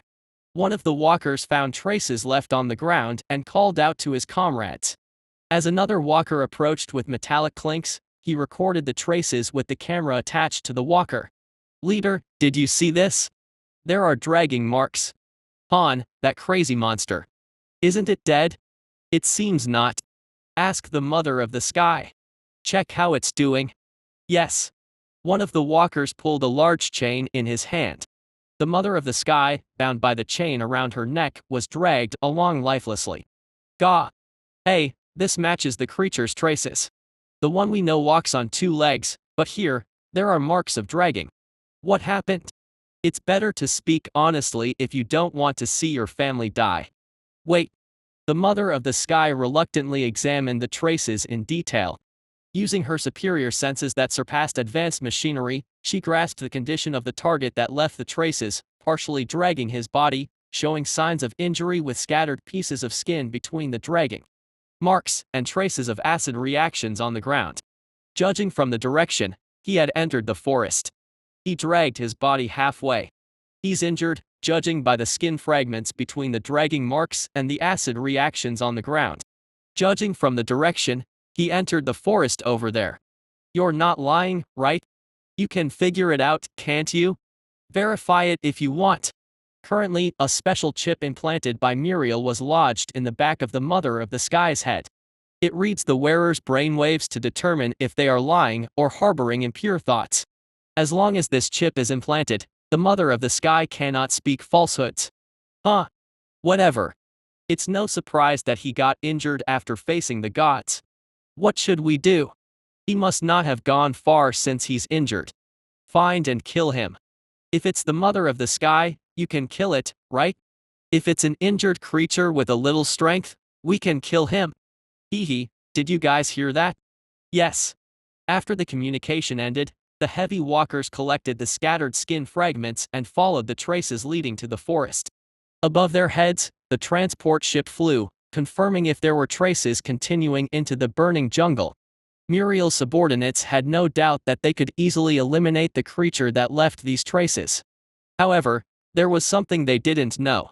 Surely, the Mother of the Sky did not lie. Instead, she precisely answered only what Muriel had asked. In the opposite direction that the walkers were heading, there were traces that the walkers did not discover. It was a partially collapsed pit. Many pits were formed by redwoods or rocks, which were pulled out of the ground altogether. So, the pirates assumed it would be similar to other traces, but the Mother of the Sky with her extraordinary senses could perceive that it was a hole made by a serpent-like creature. That mothback. It evolved into an adult form by crawling. The Mother of the Sky concealed the fact that she knew. Her eyes, with a leash tied to the pirates, gleamed coldly. When I begin a hunt, there are factors I check first: information, time, and location. Firstly, information. Knowing who the enemy is, what equipment, characteristics, skills they possess, what strategy they use, and how much they know about me are crucial for smoothly navigating through the battle. Although a morph is a powerful species as it evolves, the journey to get there is extremely treacherous, not just for me but for everyone. Therefore, acquiring information is essential. Next is time. Deciding when to strike during day or night, whether the enemy is aware of my assault, and if so, when they might become aware. All these considerations help in choosing the right time to hunt and preparing accordingly. Lastly, location. Knowing the enemy's location, the terrain, where to lure them, and where to settle the score, all these aspects need to be understood. So, how much advantage do I currently have in targeting the enemy? Starting with the information, she and I don't know much about each other, but at least I am in a better position than her. Muriel thinks of me as a celestial being. Using the god's lightning was a good choice if she thought I was a celestial being. Even if I run away quickly, it's not easy to escape the range of the god's lightning. Nevertheless, she'll try to confirm. She's a woman who installs bombs in her cruiser as a precaution against it being captured. She'll try to confirm whether I'm dead or not. Investigating the explosion area will soon reveal my survival. From here on, it's a critical point. She likely believes that I suffered a fatal injury from the god's attack. In reality, it's only minor due to the explosion of the gods and the cruiser. My armor was scorched, and a part of the exoskeleton fell off. Even now, there are remnants of the fallen exoskeleton in the traces leading into the forest. They were all intentionally left behind to make the enemies believe that my condition is not good, hiding my evolutionary stage and concealing my condition to mislead the enemy about my status. The information warfare began when I emerged from the underground and infiltrated the jungle. They'll probably try to follow my traces over there, but in this jungle, detection devices often malfunction. However, it's unlikely that they would miss me. Still, it will take some time for them to discover me. While the enemies are slowly pursuing me, my tasks are clear. I need to locate Muriel and shift the battlefield in my favor. Fortunately, before the cruiser took off, I had browsed through the data stored in the ship's computer. Thanks to that, I could anticipate her possible locations. There are two large camps presumed to be where she might be. One is the vast jungle area spreading from the center of the continent, and the other is the canyon area with the wolf indigenous village. I was confident that Muriel would be in the jungle area. There's a forgotten temple in the center of the continent. The Forgotten Temple is a kind of dungeon where powerful unique great equipment is stored, comparable to other games. However, the entrance conditions are quite strict, and there are powerful wolf statues inside, requiring thorough preparation for conquest. For instance, special energy fields around the temple can be mentioned. Even if you try to detect from a distance, the energy field prevents detection, and as you approach the temple, communication devices often malfunction. Unluckily, if a transport ship stops working due to the energy field, it might crash. Therefore, players intending to conquer the temple often set up supply camps a considerable distance away. Muriel, like other players, would have set up a large camp inside the jungle for the temple conquest. When I checked the transported items, there were only weapons.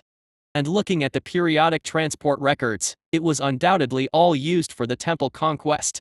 By now, she might have finished the conquest and obtained the rewards. Was the priest's golden spear reward for clearing it? It's equipment that increases attack power when killing sentient beings.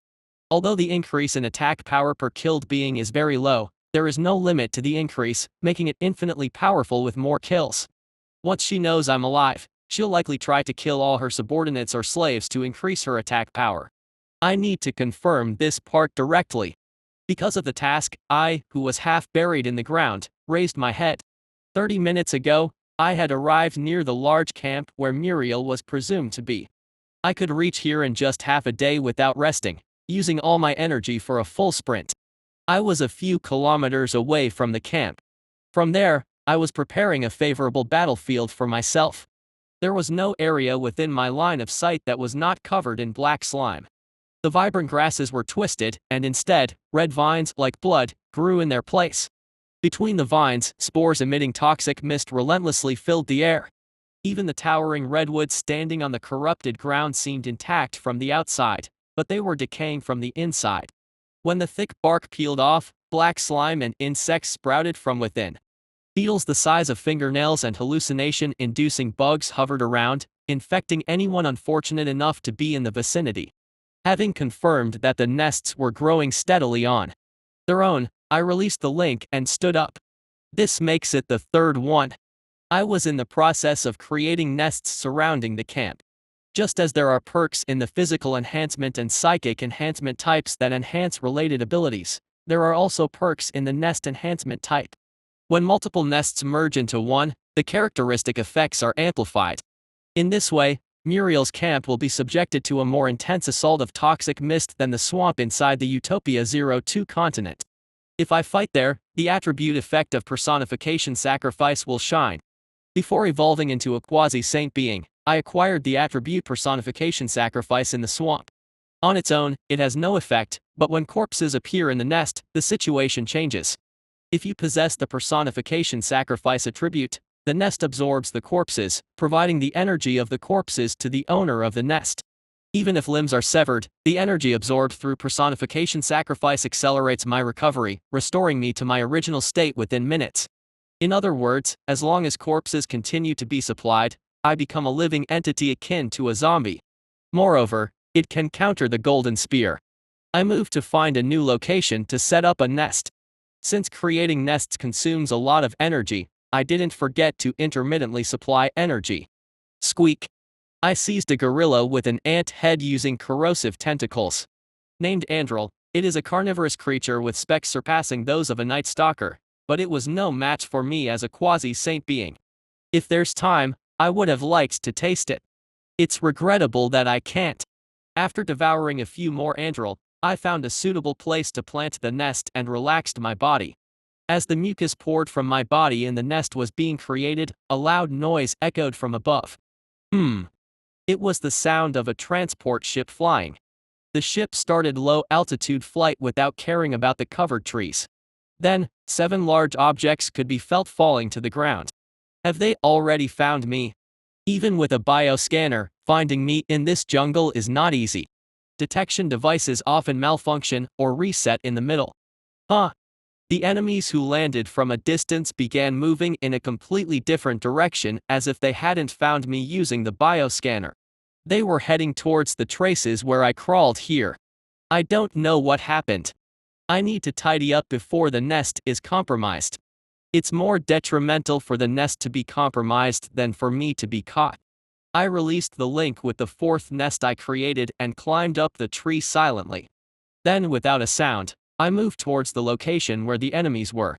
With my body elongated, if the distance between the trees wasn't too far, I extended my body to move, and if the distance was considerable, I utilized an aerial membrane. After narrowing the distance with the enemies, I could see how they had pursued me. Their formation consisted of 6 heavy walkers and 1 beast at the front. The leading beast was something I had seen a few times in the game. A wolf that learned divine transformation. A creature resembling a griffin from mythology with the head of an eagle, the body of a lion, and a serpent's tail. It was undoubtedly a wolf. Unlike a morph, who aims for endless evolution, a wolf's journey to reclaim the divinity within his body plays a significant role in the story. A wolf's transformation ability is closely related to this setting. As he gets closer to divinity, he can transform into sacred beasts like griffins or unicorns, not ordinary animals. Therefore, when a wolf transforms into a griffin, you can think of him as being between the stages of ascendant and quasi-saint compared to a morph. If it's a griffin, it's definitely possible, but it's strange. Because a griffin's eyes are superior to a morph's hypersensory abilities, it can track my traces even from high altitudes. I understand how they chased me on a transport ship, but there's a fundamental question remaining. It seems like a named one, but why is it with pirates? Observing the pirates while activating my camouflage, I turned my head for a moment, and our eyes met with the griffin. It didn't seem to notice me and naturally turned its head. However, with a morph's unique hypersensory perception, I could tell that it had recognized me but pretended not to. I don't know why it's acting like that. Detailed information can be confirmed by capturing it directly. I cautiously moved towards the heavy walker's location. Chapter 118. In a forest covered with towering redwoods that extend for hundreds of meters, night fell once again. The dense green leaves and the red hue of the trees combined, casting a navy blue tint over the darkness of the forest. In the chilly and silent space, 6 heavy walkers advanced with their lights on. Let's see. I observed them from above the trees. Honestly, as a quasi-player, I could just go down and take them all out, but there's a reason I'm not doing that. I can't afford to be exposed. If they find out I'm a quasi-entity, Muriel will either prepare accordingly or try to escape into space to get away from me. There doesn't seem to be another ship besides the battleship, but if they have a means of escaping into space, I can't stop them.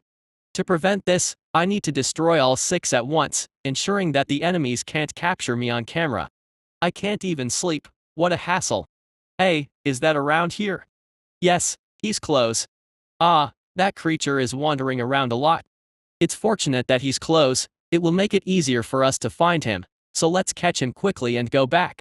The walker operators complain about chasing traces all day long. Alright. Since everyone is momentarily relaxed, now is the time to strike. Hidden in a suitable spot to surprise attack at any moment, I tightly coiled my tail around the tree and extended my upper body over their heads. Now, let's go. I quickly activated the corrosive tentacles. The sharp 6 appendages of the corrosive tentacles poured down like arrows, accurately targeting the control seats of the 6 heavy walkers. The tentacle pierced through the upper part of the control seats, pulling out or crushing only the heads of the operators inside. The griffin-wolf, who had been aware of my existence since earlier, leapt forward. The blood-sucking tentacle that sprang from my hand sadly missed the target and only struck the barren ground. The leaping griffin-wolf soared upwards.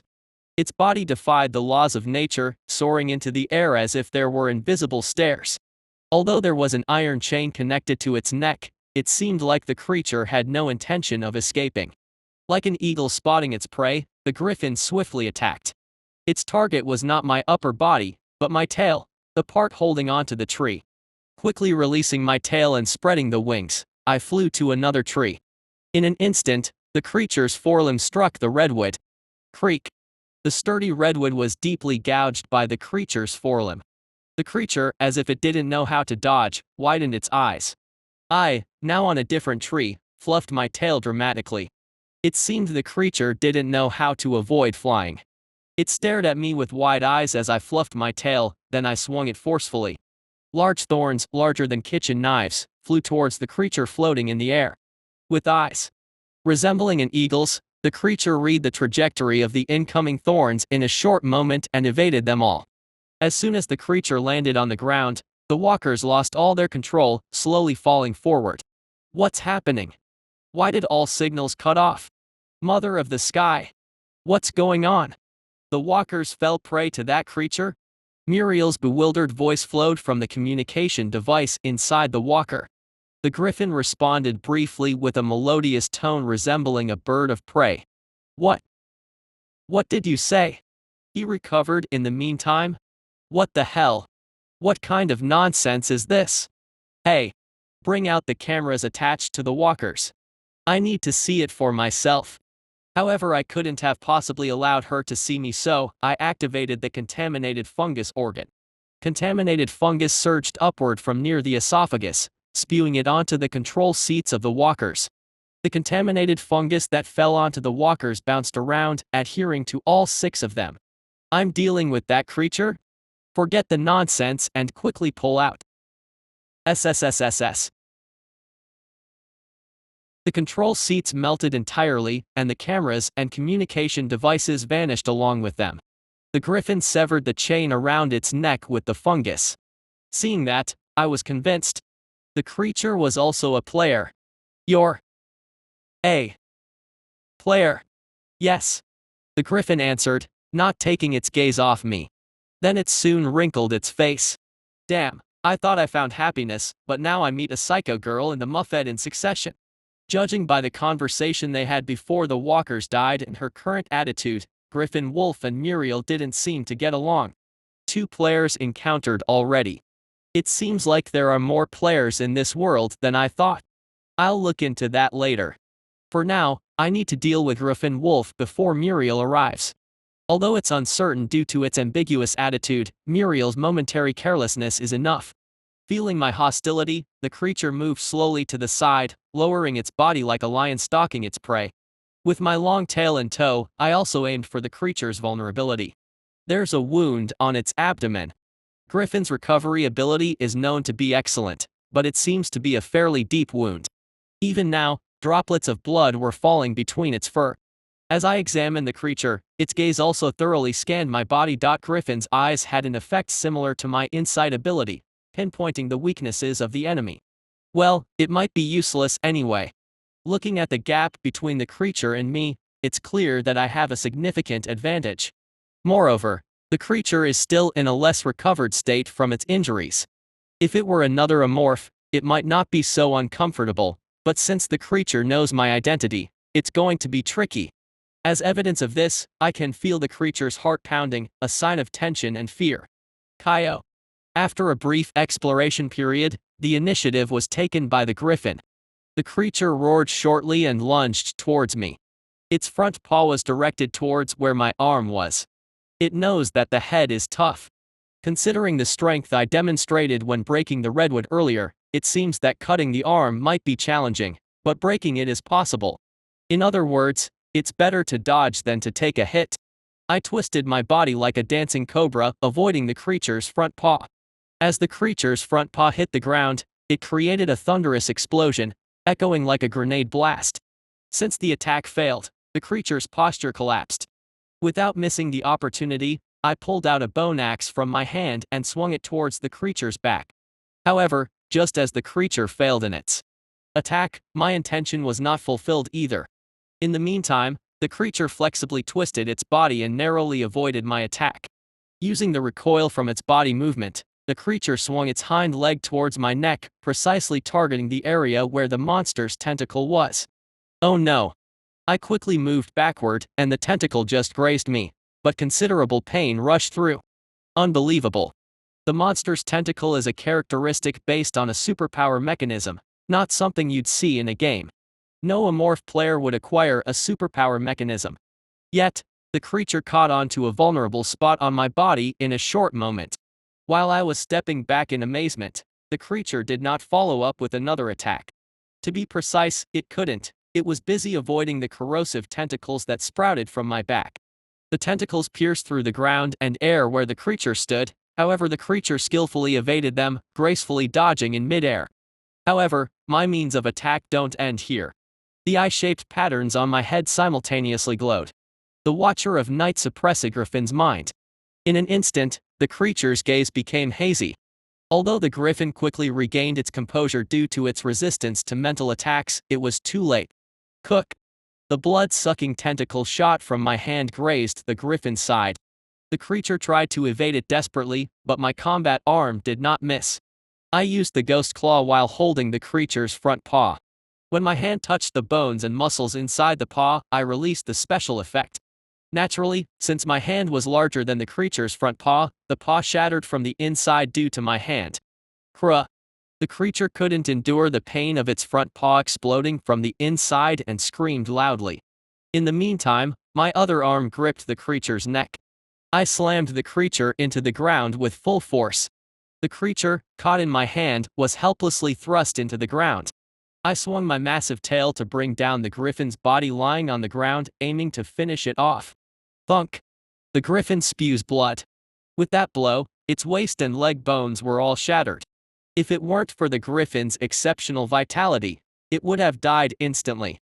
Sensibility wasn't bad, but the opponent was weak. The timing was off too. I had successfully subdued the griffin. I grabbed the creature, which was barely breathing. I will kill you right now. Silence. Reveal all you know. I wasn't sure about the connection between the griffin and Muriel, but they had collaborated. If that were true, the griffin would likely have a lot of information about Muriel. I planned to decide whether to eat or spare the griffin after obtaining all the information. However, the griffin's response was unexpected. Cuckoo. Nothing has changed after all? The griffin laughed while covered in blood. From the recent attack, the griffin's spine and legs were broken, but if it weren't for its remarkable vitality, it might have died on the spot. Sensibility was not bad, but the opponent was weak. Timing was off. The griffin had been present at the scene, watching the events unfold. Despite my actions, it seemed to hold no fear of death. Are you insane? Quack. Kulak, ka. Well, it's not wrong. From now on, I'm going to do crazy things. I have lost my mind. After saying that, the griffin stared directly into my eyes. In its pumpkin-colored eyes, a boiling emotion could be seen. It wasn't fear of death or despair over being eaten soon, as one might expect. According to the auxiliary apparatus below its jaw, the emotion seemed to be fierce anger. I'll tell you everything I know. If you demand cooperation, I'll listen.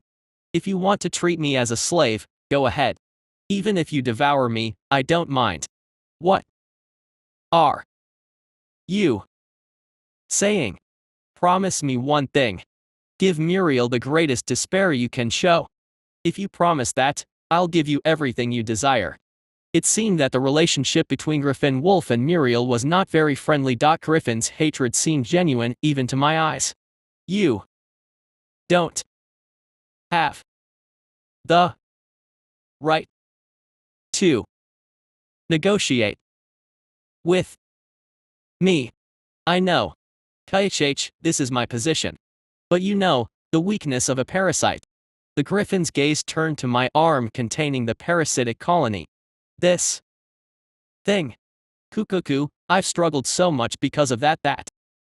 KH, it might look that it has changed in reality, however it's still not perfect. Griffin-Wolf's insight was extraordinary. None of the opponents I had faced so far had quickly grasped my abilities. Thanks to the enhanced infection type, I could now control 10 parasites. Also, if I concentrated without moving, I could control the body of a being dominated by the parasites for 10 minutes.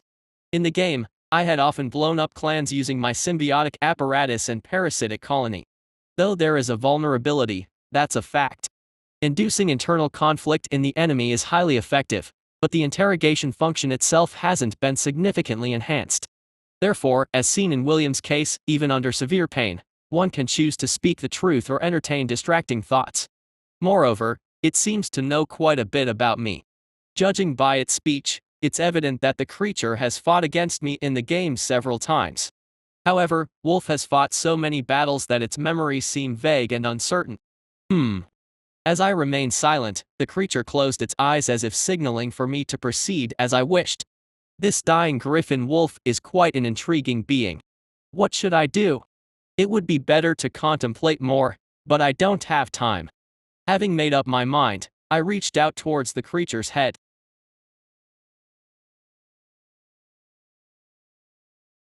Chapter 119. Muriel, seated in the commander's camp surrounded by defenses, stared at the monitor with a cold gaze.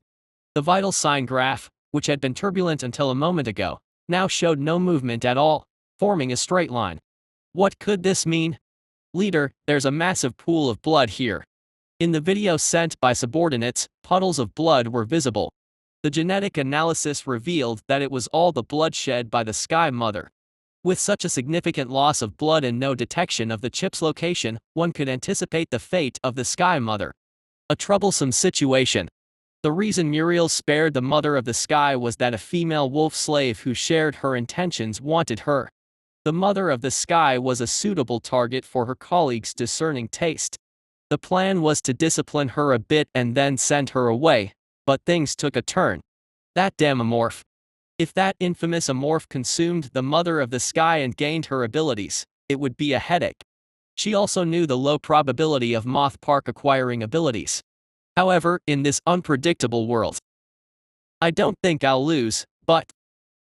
Muriel opened the safe in the camp. Inside were an old communication device and a diamond-shaped kit. The most powerful weapon in her possession was the Brain God. The Brain God was merely a means to make battles more favorable. The weapons she used most effectively were the ones inside this kit. She placed the communication device in her pocket, carefully held the kit with both hands, and sat in front of the computer. I'll need to restock after this fight. She sighed, handling the precious item slowly as if dealing with delicate treasures. The kit contained various drugs and small mechanical devices.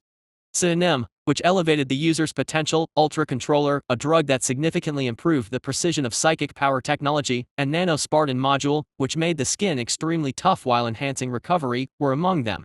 Each item was powerful, but the side effects were not to be taken lightly. If she didn't have a special body thanks to the benefits, she would have hesitated to use them. After carefully examining the items, she closed the kit and called her subordinates. "Did you call, sister? Brother, there will be an attack soon. Gather all the captured slaves in the central square." Slaves. Understood. The wolf slaves were all intended to be used as reinforcement materials for spearheads. For a moment, she thought it would be a waste to discard all the carefully collected toys, but she shook her head. Those expendable items can be easily replaced at any time. More importantly, there's the Sky Mother obtained through difficulty, along with precious drugs and enhancement modules. The damage inflicted by Moth Park on her was never insignificant. That amorph bastard, he should forget about dying peacefully. Until now, Muriel had never let those who caused harm to her go unpunished. Ranked 5th, Moth Park would soon pay off his debts with his own blood. It's complete. Confirming that the 10th nest was autonomously mobilizing, I disconnected the link. Cute spores emitted slime and toxic mist, while the black waves on the ground relentlessly advanced. Up to this point, I had strategically placed nests around Muriel's camp, completing a total of 10 nests, 5 on the surface and 5 underground. 9 of them had already merged into one.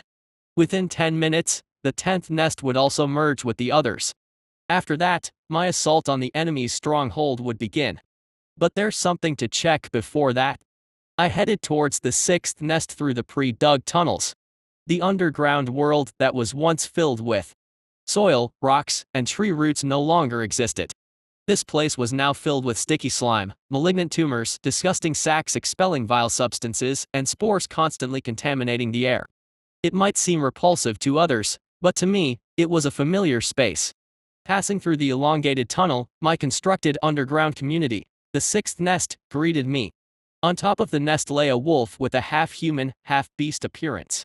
She had the head of an eagle, mane-like long hair resembling a lion's mane, and a body mixed with that of a lion and a human. Her hands and upper body resembled a woman covered in lion fur, while the lower body was that of a lion, but without a tail. Seems to be at a high level of beastification, resembling a beast quite closely. If she hadn't been seriously injured, she might have been a formidable opponent. Currently, thanks to the symbiotic spore effect, she was recovering rapidly, but it would take a few more days for a complete recovery. I lay down in the middle of the nest and called her. Awake? I had known she was awake since entering the nest. It was different from when her heartbeat had stopped. The griffin-wolf quietly opened her eyes. Surprising. You're not killing me. No. Huh. Your body will be useful later. Not killing the griffin-wolf didn't mean keeping her alive indefinitely. I crawled closer to her, dipped my fingers into the pooled blood on the ground, and put it into her mouth. Even if I roamed with honey instead of blood, it still tasted sweet enough to be believed. It's a pity I can't eat it right away. Keeping the griffin-wolf alive is advantageous for me in various ways. In the short term, she can provide useful information. Starting from essential information needed when fighting Muriel, to details about the player's existence. One might think it's enough to extract the information needed for battling Muriel and then dispose of her, but it's not that simple. Even if I were to capture Muriel and extract information about the player from her, without a cross-verification target, it's difficult to discern whether the extracted information is true or false. And Griffin-Wolf harbors hatred towards Muriel. Griffin-Wolf's skills are decent in my observation. Bringing her along to confront Muriel would bolster our forces. Betrayal is impossible due to the implanted parasite while she's unconscious. Moreover, the intensity of pain inflicted by the parasite has increased significantly due to the infection enhancement type, so if she were to betray, it would result in immediate death. Unless I command the parasite to retrieve her, her means of escaping from me are limited. Besides the short-term advantages, she could also be useful in the long run. Because she can be used when fulfilling the conditions for promotion and evolution later on. Since the juncture of transition to adulthood, the evolution conditions have become much more stringent. It's not just about consuming a few sapients and acquiring a few types to evolve. Instead, you have to hunt specific creatures or obtain unique traits. I've displayed the newly updated evolution conditions. The quasi-saint ascendant evolution conditions have been partially fulfilled. Apex 0/30 incomplete. Possessed unique traits 2/10 incomplete. Possessed types 4/6 incomplete. To evolve from Junctura to adult, one must hunt 30 rare creatures classified as the top predators, or apex, and secure the 10 unique traits they possess. One notable difference is that now, successful hunting without necessarily consuming the prey also counts toward fulfilling the conditions. This change has occurred due to acquiring traits that affect the gene essence absorption mechanism akin to the jaw structure of a gene essence extractor. It doesn't mean it's particularly easier though. The apex category includes immensely powerful psychic creatures like Galergans to creatures with extremely potent powers like sky walls and their superior species, arcane orcas. Each creature classified as apex possesses formidable strength and is exceedingly rare, making even finding them a challenge in itself. Signing a contract with Adha was also necessary to surpass the quasi-saint stage. Galagons are a prime example of creatures classified as apex. Guided by Adha, if one were to venture into the Galagon's nest, fulfilling the evolution conditions wouldn't be too difficult. Besides that, there's also actively utilizing the transcendental system. Currently, I possess 2 unique traits, all obtained through the transcendental system. One might think that since there's a transcendental system, there's no need to capture apex, but there's an issue with that. Not knowing the effects of the traits and being restricted from using other traits. These are the major drawbacks of the transcendental system. The unique traits obtained through the transcendental system are entirely new traits not existing in the game. Thus, it's challenging to judge immediately whether they are beneficial or not, and the restrictions on using other traits are unknown until obtaining the trait. I suppose both hunting apex and utilizing the transcendental system appropriately are necessary. In any case, keeping griffin-wolf alive aligns with the context of signing a contract with Adha. When ascending from the mature stage to the transcendent stage, it demands conditions incomparable to those before. I don't know what will happen afterward, but at this point, there's a high possibility that her life will become necessary. Still alive. She seemed vaguely aware of why I didn't kill her. But even if she considers me an enemy, there's no sharp move she can make. Currently, she is in a critical condition. Thanks to the symbiotic organisms attached to her body, she is receiving healing effects and immunity to contaminants from the nest. Even without using parasites, if I release the symbiotic organisms, she will die. Of course, she knows me well as a player. She must understand how foolish it is to resist in this situation. It doesn't matter. As long as you keep your promise, Muriel will suffer and die. Fine. I will follow you, I am the mother of the sky. As expected, she made a wise choice by calling herself the mother of the sky. The griffin-wolf forced herself up and bowed to me. I'll recover as quickly as possible to be of help. It doesn't matter. Use me as you need. In truth, the reason she couldn't get up wasn't solely because of the injuries inflicted by Muriel. Partly because of me, but there's no need to mention that. When I decided not to kill her, I removed the vital signal device from the back of her head with my ghost claws. It was a bit challenging to remove the chip without the skill of dexterity, leading to a considerable amount of bleeding and aftermath. Well, she's a griffin. She'll recover quickly. If she were a regular wolf, she would have died the moment I removed the chip. However, she's different. The divine transformation stage is relatively high, allowing her to inherit the abilities and appearance of the griffin mode even in an untransformed state.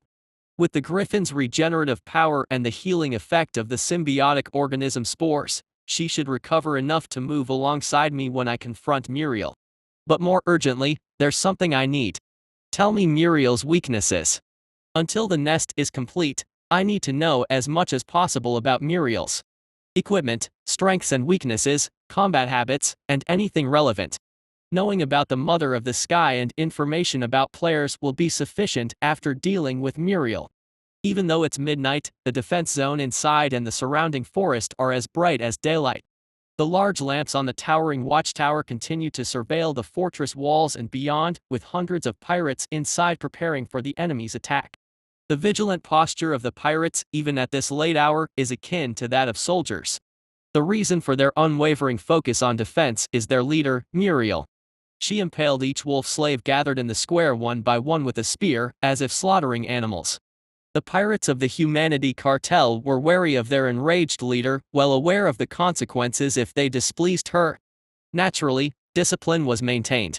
Moreover, the fact that the communication with the pirates who went on a reconnaissance mission outside a while ago was completely cut off added an extra layer of tension to the fortress's defenders. Watchtower 1 all clear. Watchtower 2 all clear. Watchtower 3 sudden fog. Here, Watchtower 4. Fog is seen just like at Watchtower 3. Watchtower 5, fog? It didn't rain, why is it suddenly? Oh, I see it here too. While ominous radio transmissions echoed from the watchtowers, 3 pirates were moving wolf corpses scattered in the square to the warehouse. Looks like the boss is really pissed. Ha, I hope we can get through tonight safely. Hey, I have a charm that wards off danger, want it? When they had moved about half of the corpses, a thick fog settled above the defense zone.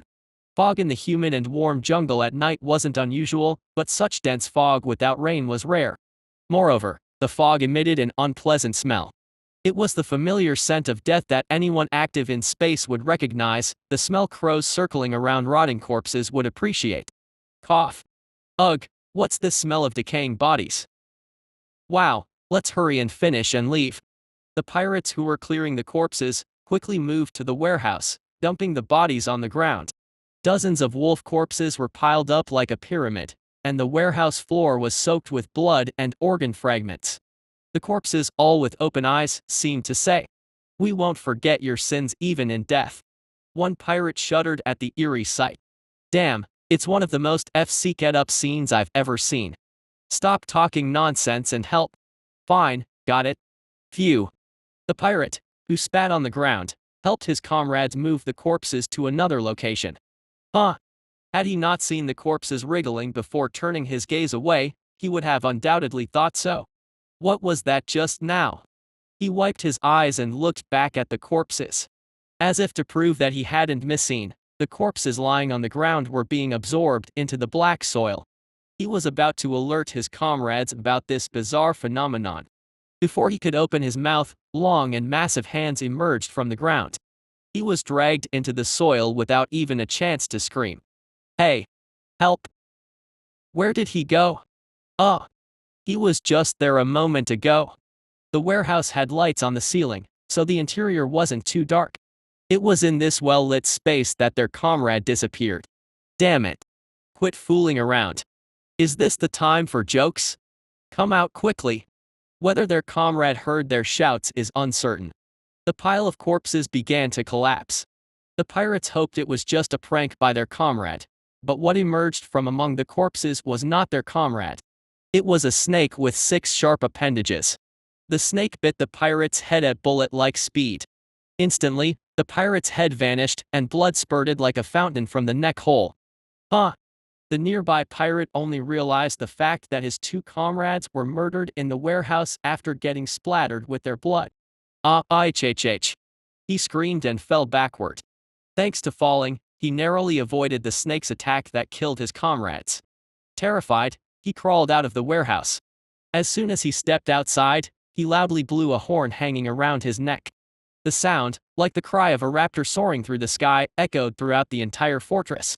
We're under attack. Where? The warehouse.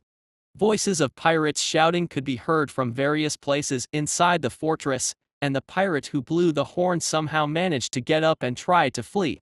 Behind him, a deafening noise resounded. It was undoubtedly the sound of steel reinforcing bars and the roof of the building being destroyed.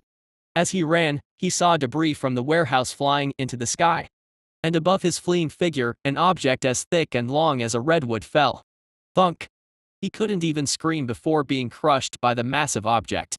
Thus, he never realized until the end that the giant object was the tail of some creature. The creature, using its tail, slammed down a pirate, roaring triumphantly. It was as if it declared the commencement of a night hunt within the fortress. Chapter 120. Monster, it's a monster. Kill that thing.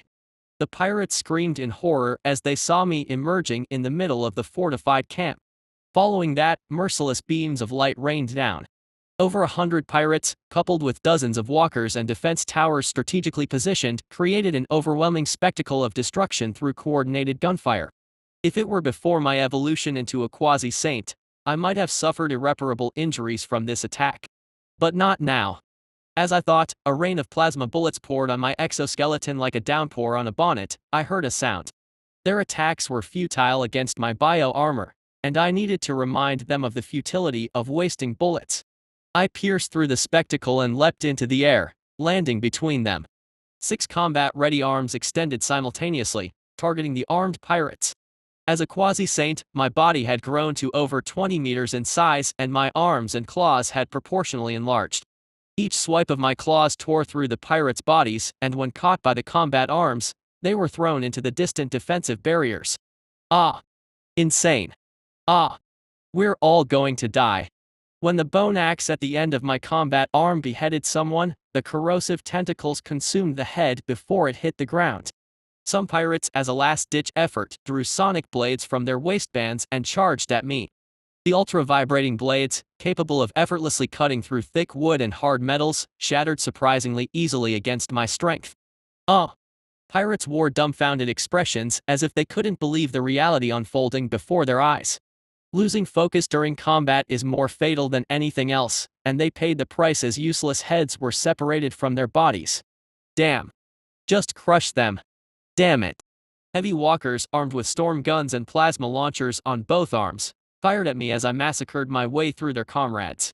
The brutal heat of enriched uranium rounds and the destructive plasma beams turned the area where I stood into a chaotic battlefield. Pirates already dying from my hand were quickly incinerated by the blind projectiles. What a waste. As I regretted the senseless destruction, a powerful plasma energy, distinct from Gauss rifles, struck my head. Grrrrrrrrr. If I were a monolithic entity, I would have been pushed back significantly by that attack. But now, it merely made my head tilt slightly. What? The plasma launcher isn't effective. The shocked exclamations of the heavy walker pilots echoed around me. To be honest, it's not like I came out of this unscathed. The parts of my exterior hit by the intense heat are now reddened, and I, too, am feeling the pain. But it's at a level I can endure and bear. I should give back as much as I have taken. I thought to myself. My jaw splits into two, and the 2 internal organs inside my body quickly activated. The acidic mycotoxin sac, a fusion trait created using the original acidic blood feature I had. The contaminated fungus organ, a gland that produces spores filled with contaminated fungus. These diabolical mechanisms diligently prepare to inflict dreadful pain upon the enemies. Next, a mix of emerald green liquid and black spores passed through my throat and dispersed outside my mouth. This acidic liquid, lethal to both machines and humans, flew towards the heavy walkers and the pirates nearby. When the acidic mycotoxin, capable of easily melting alloys, corroded the walkers' gloves, the decay fungus infiltrated the gap, causing adverse effects on the human flesh within. The operators could do nothing but scream as the thick gloves that once protected them from threatening environmental elements now become prisons. Linked mentally to the operators, the walkers cease firing and start leaping in place. The pirates who used to take cover behind the walker, composed of thick metal blocks, are crushed under its powerful feet. We can't win. We need the leader. We need the leader. As I continue my rampage, the remaining pirates lose their morale and flee. There's no need to chase after them. The fog surrounding this fortress and the nests emerging from the ground below will take care of them. The fog is poisonous. Cough. After just a few steps, they realize that their respiratory systems are compromised. The pirates forget about escaping and collapse on the spot, coughing up blood mixed with chunks of flesh. All the pirates in the fortress wore reinforced suits. Their helmets provided gas masks, but when the effects of 10 nests combine, even the enhanced smog tower emitting toxic fog falls short in protecting them. Ugh. Gee. Ghost. It's a ghost. Ha. Ha. The flowers. The flowers are so beautiful. The hallucinogenic beetles that emerged from the nests, as if nurtured by the pirates' blood, are now targeting them with their sticky tendrils. These creatures, also enhanced tenfold, make it challenging for the pirates to escape. Despite thinking that this fortified camp was the safest, the pirates were wrong. Even if they had to defy Muriel's orders, they should have left this planet. You've chosen the wrong path. My corrosive tendrils relentlessly harvested the heads of pirates who were falling to the ground and dying even in the midst of battle. It was like picking fallen fruit from a tree. All walkers, retreat to the central plaza. Fall back. The surviving walkers ceased their attacks and hastily withdrew. I knew what they were expecting.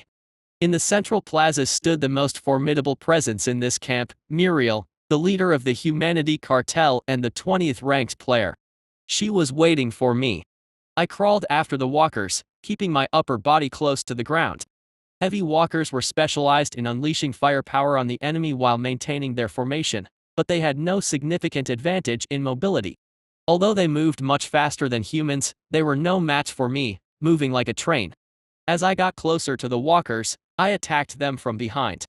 Trapped in the dense toxic fog outside, they had no choice but to await death. Leaving the cockpit was not an option. When the remaining walkers dwindled to just a handful, the fleeing ones reached the central plaza. Silence. There, a cultist with deer antlers, wielding a dazzling golden spear, stood. She wore a cross-shaped headband emitting a subtle violet glow and a full bodysuit resembling reinforced armor. Muriel, fully prepared for battle, looked at me while puffing on an electronic cigarette. I covered a fleeing walker, grabbed the operator and pulled her in front of Muriel. With my arms, I seized both her arms and legs, presenting her in front of the leader. Leader. Please. Save. The strength in my combat arm could tear apart the outer wall of a spaceship barehanded. Even with reinforced armor, it was a force that an ordinary person couldn't withstand. The pirate I had caught desperately called for the leader but ended up separated into upper and lower halves, dead. Seeing this, Muriel furrowed her brows. TSK, savage. Surprising. Isn't it? Surprising. PFFD, that's what I'd say. Never thought you'd become a protoform. Muriel spoke with irritation, spitting out her words. She seemed neither shocked nor fearful knowing that I had become a protoform. The attitude Muriel displayed here was that of someone who believed they were in clear superiority. I never expect it. You wouldn't run away. Hearing my words, she chuckled as if hearing an amusing joke. Run away. Me. Seems like there's some misunderstanding. Muriel, who spoke like that, held a lighter in her left hand. She pressed the switch on the lighter-shaped terminal. Suddenly, 8 small spider-like machines resembling spiders emerged from the dirt around me and clung to me simultaneously. They moved at such a rapid speed that it was difficult to detect with the auxiliary organ under my chin. I couldn't avoid them at all. As the machines emitted a red light, my body began to feel heavy, as if soaking wet cotton. It felt like the machines were absorbing vitality from me. Blood Reaver. The name of the machine attached to my body is Blood Reaver. It's one of the top-tier combat weapons used by Star Union. It swiftly attaches to the victim during combat, rapidly absorbing life force. With exceptionally high durability, once attached to the body, breaking free from the machine is nearly impossible. Moreover, detection is impossible, much like what I, as an auxiliary system, failed to notice. The surprise speed is also incredibly fast. Thanks to these features, the Blood Reaver was a deadly weapon against biological players or enemies in the game. I couldn't resist, and I ended up with my head slammed into the ground. Even though I desperately wanted to get up, I couldn't even twitch a finger. I guess you weren't prepared to fight a monster like me. Muriel approached me with a triumphant smile.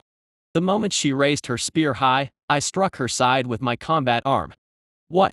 She narrowly avoided my attack by a hair's breadth. My sharp claws left a thin scratch on her side. As she quickly stepped back, my corrosive tentacles erupted towards her from all 6 directions. She swiftly parried the attacks with her spear, and in the meantime, I pulled out a bone axe aiming for her ankles. Where? Her body shone purple, soaring into the air. While my bone axe swept over the ground, she landed lightly at a considerable distance. Her suit hesitated for a moment but eventually healed the scratch on her side. In a matter of seconds, her body returned to its pre-battle state.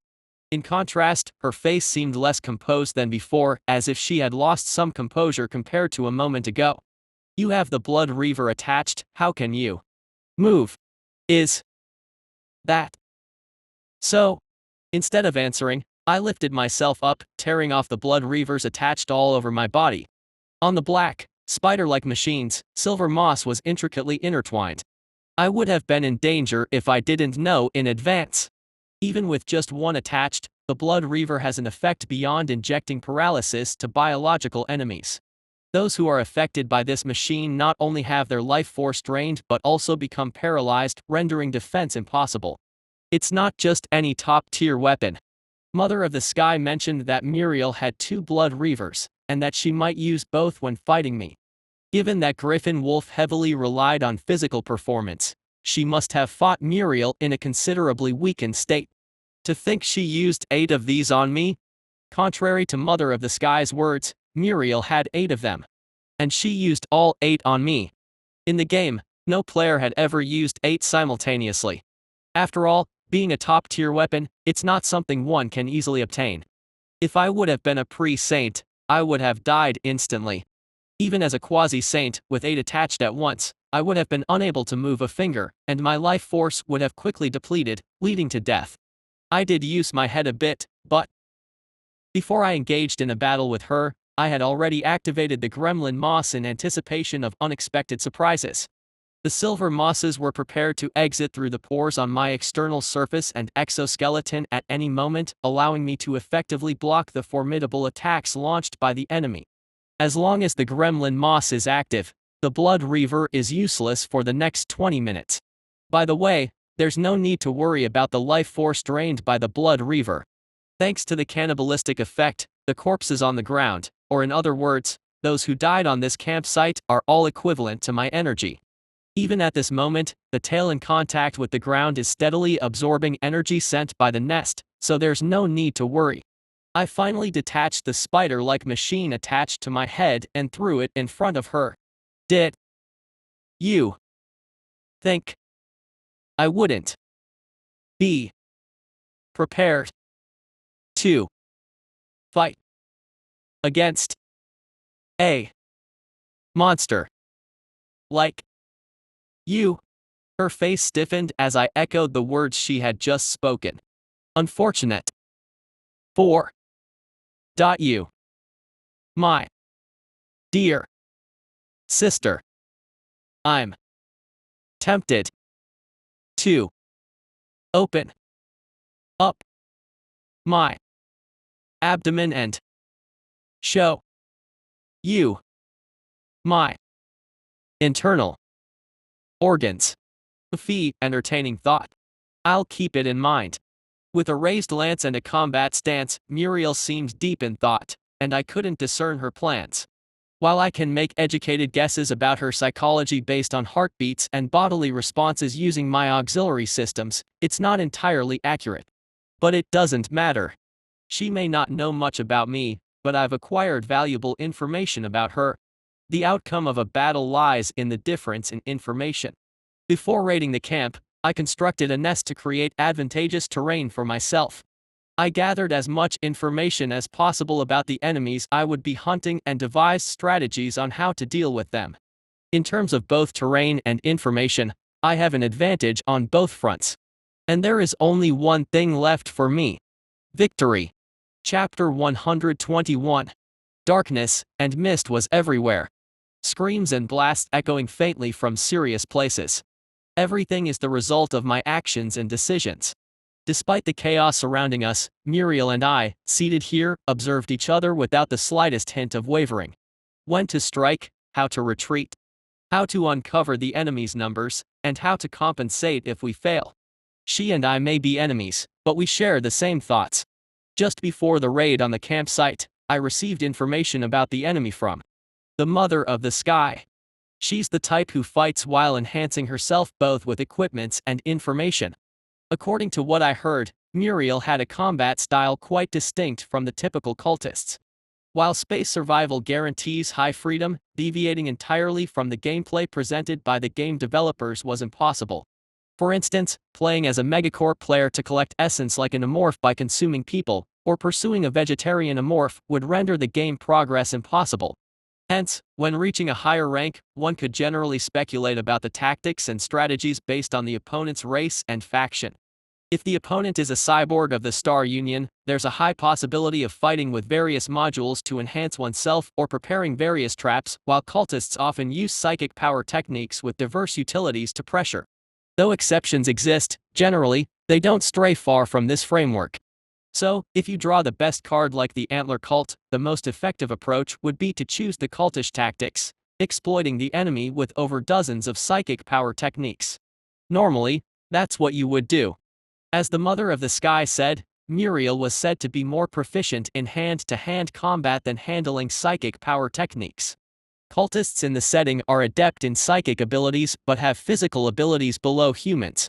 Even if one enhances their physical abilities somehow in this reality, it would be almost impossible for a cultist like her who learned divinity to engage in close combat and emerge victorious against a wolf who is close to divinity. However, Muriel defied this common knowledge. The style of fighting by enhancing oneself is often chosen by cyborgs.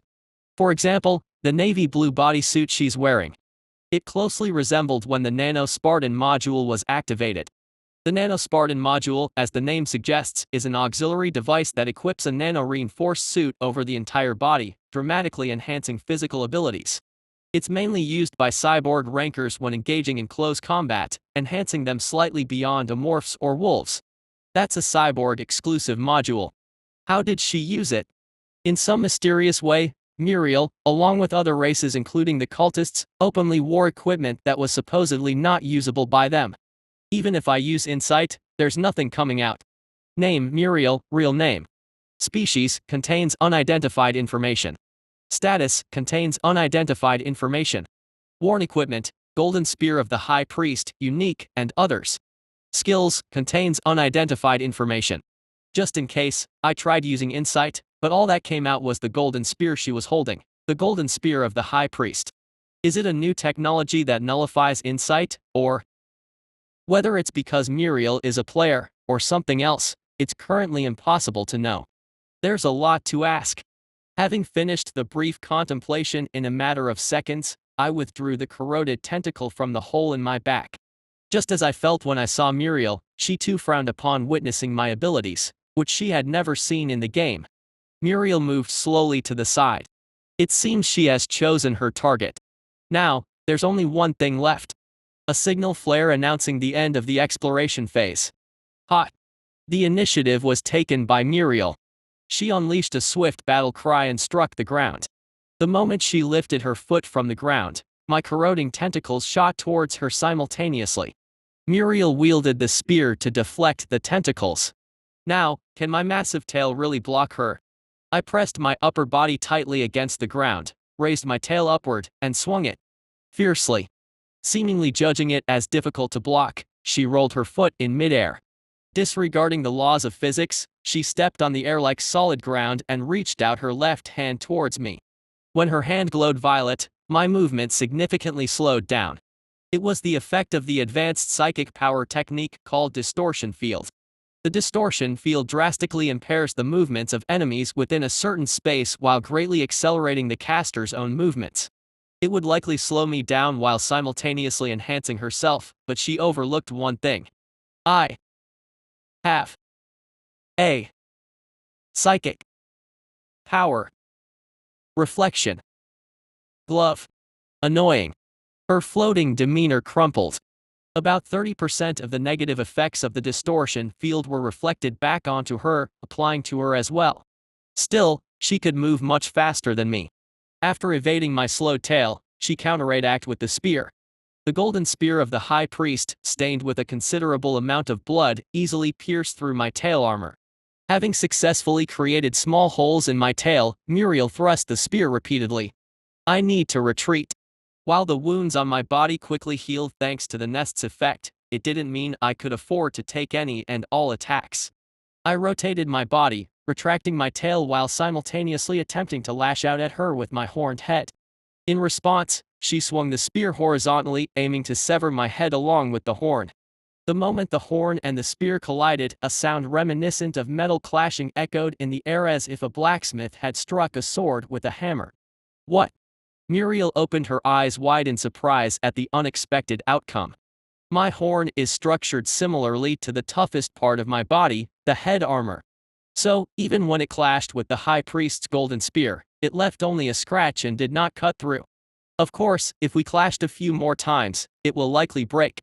Knowing this fact, she would attempt to strike with the spear again.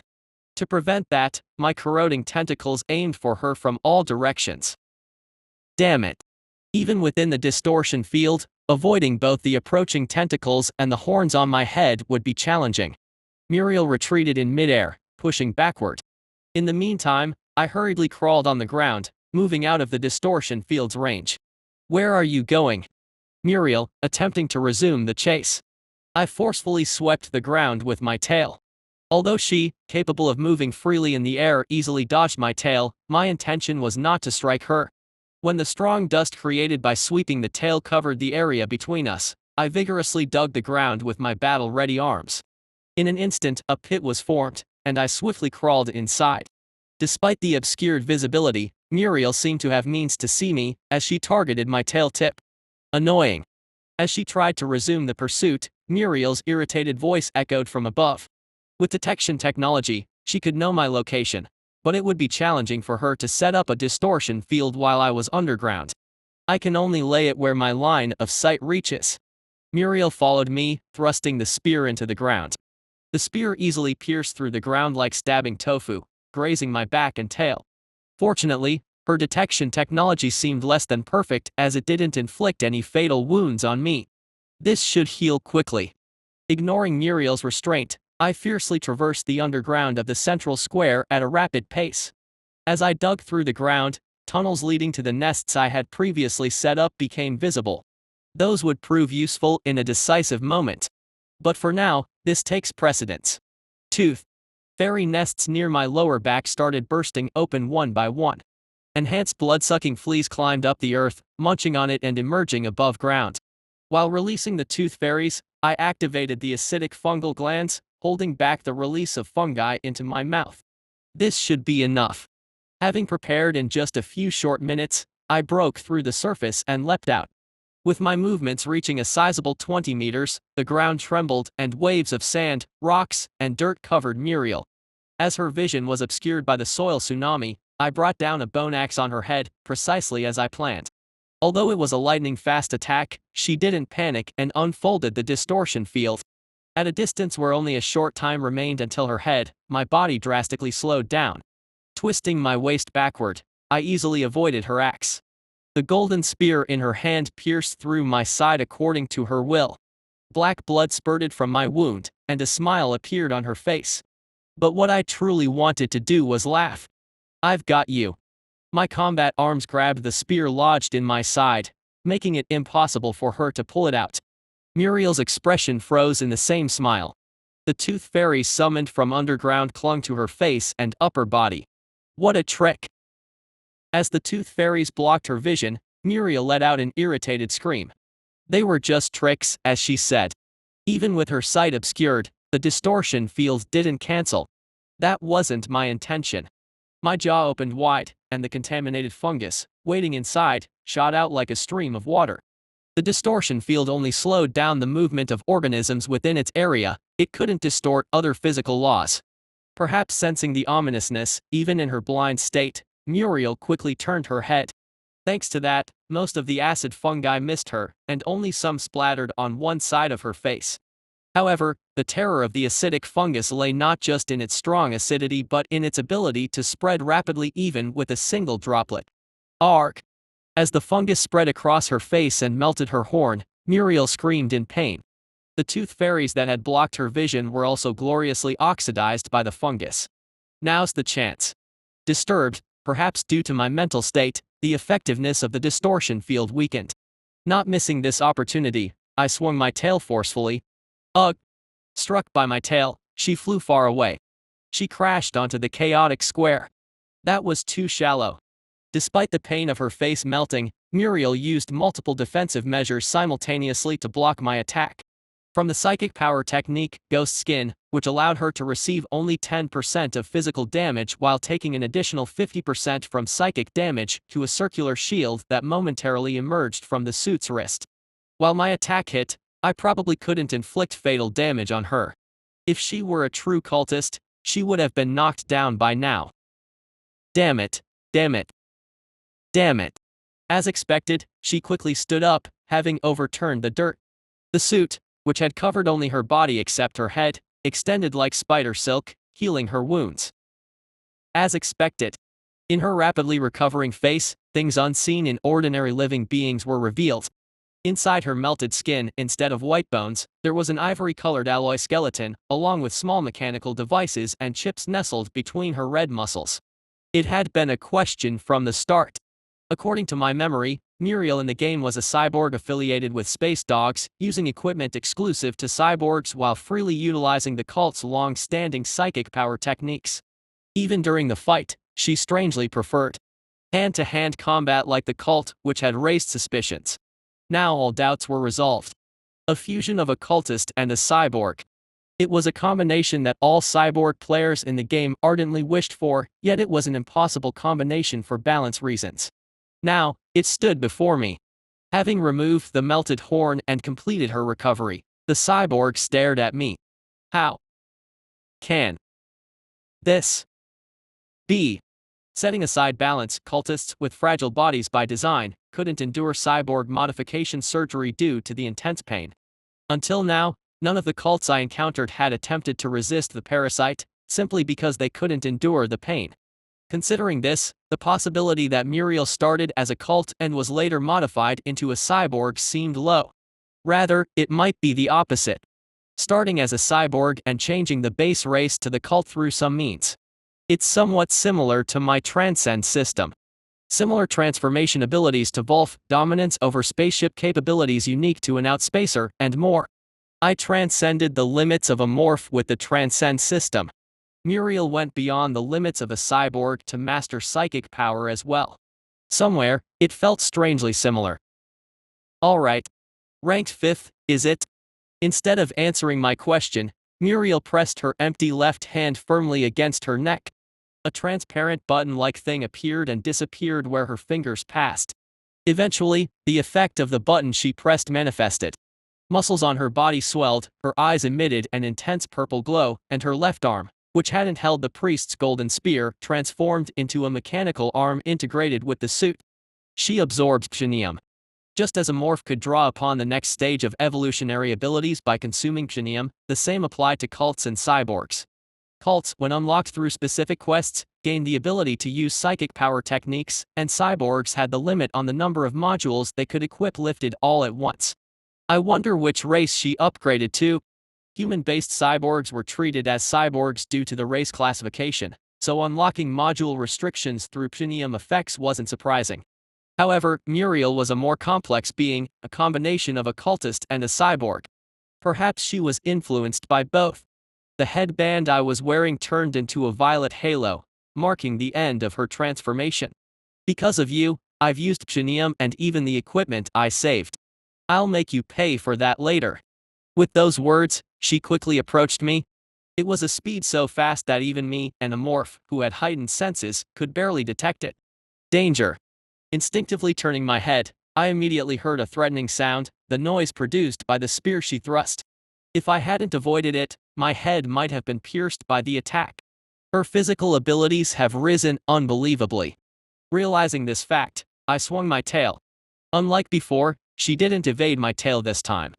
Instead, she grabbed it with her mechanical arm. Then, she began exerting force on the hand that held my tail. Enduring pain skill activated. Not only breaking the thick exoskeleton of my tail but also breaking the bones inside it. With this level of strength, she might be able to tear off my tail with her left hand. I pulled out the bone axe from my combat arm and swung it at her. She easily blocked my attack with the short spear. Although the spear's attack power remained the same, the force behind it was so strong that my attacking arm felt numb. You don't seem to get tired of this. Will this method work on me? How about this? What? She, with a disdainful smile, countered. I already know you have a troublesome personality.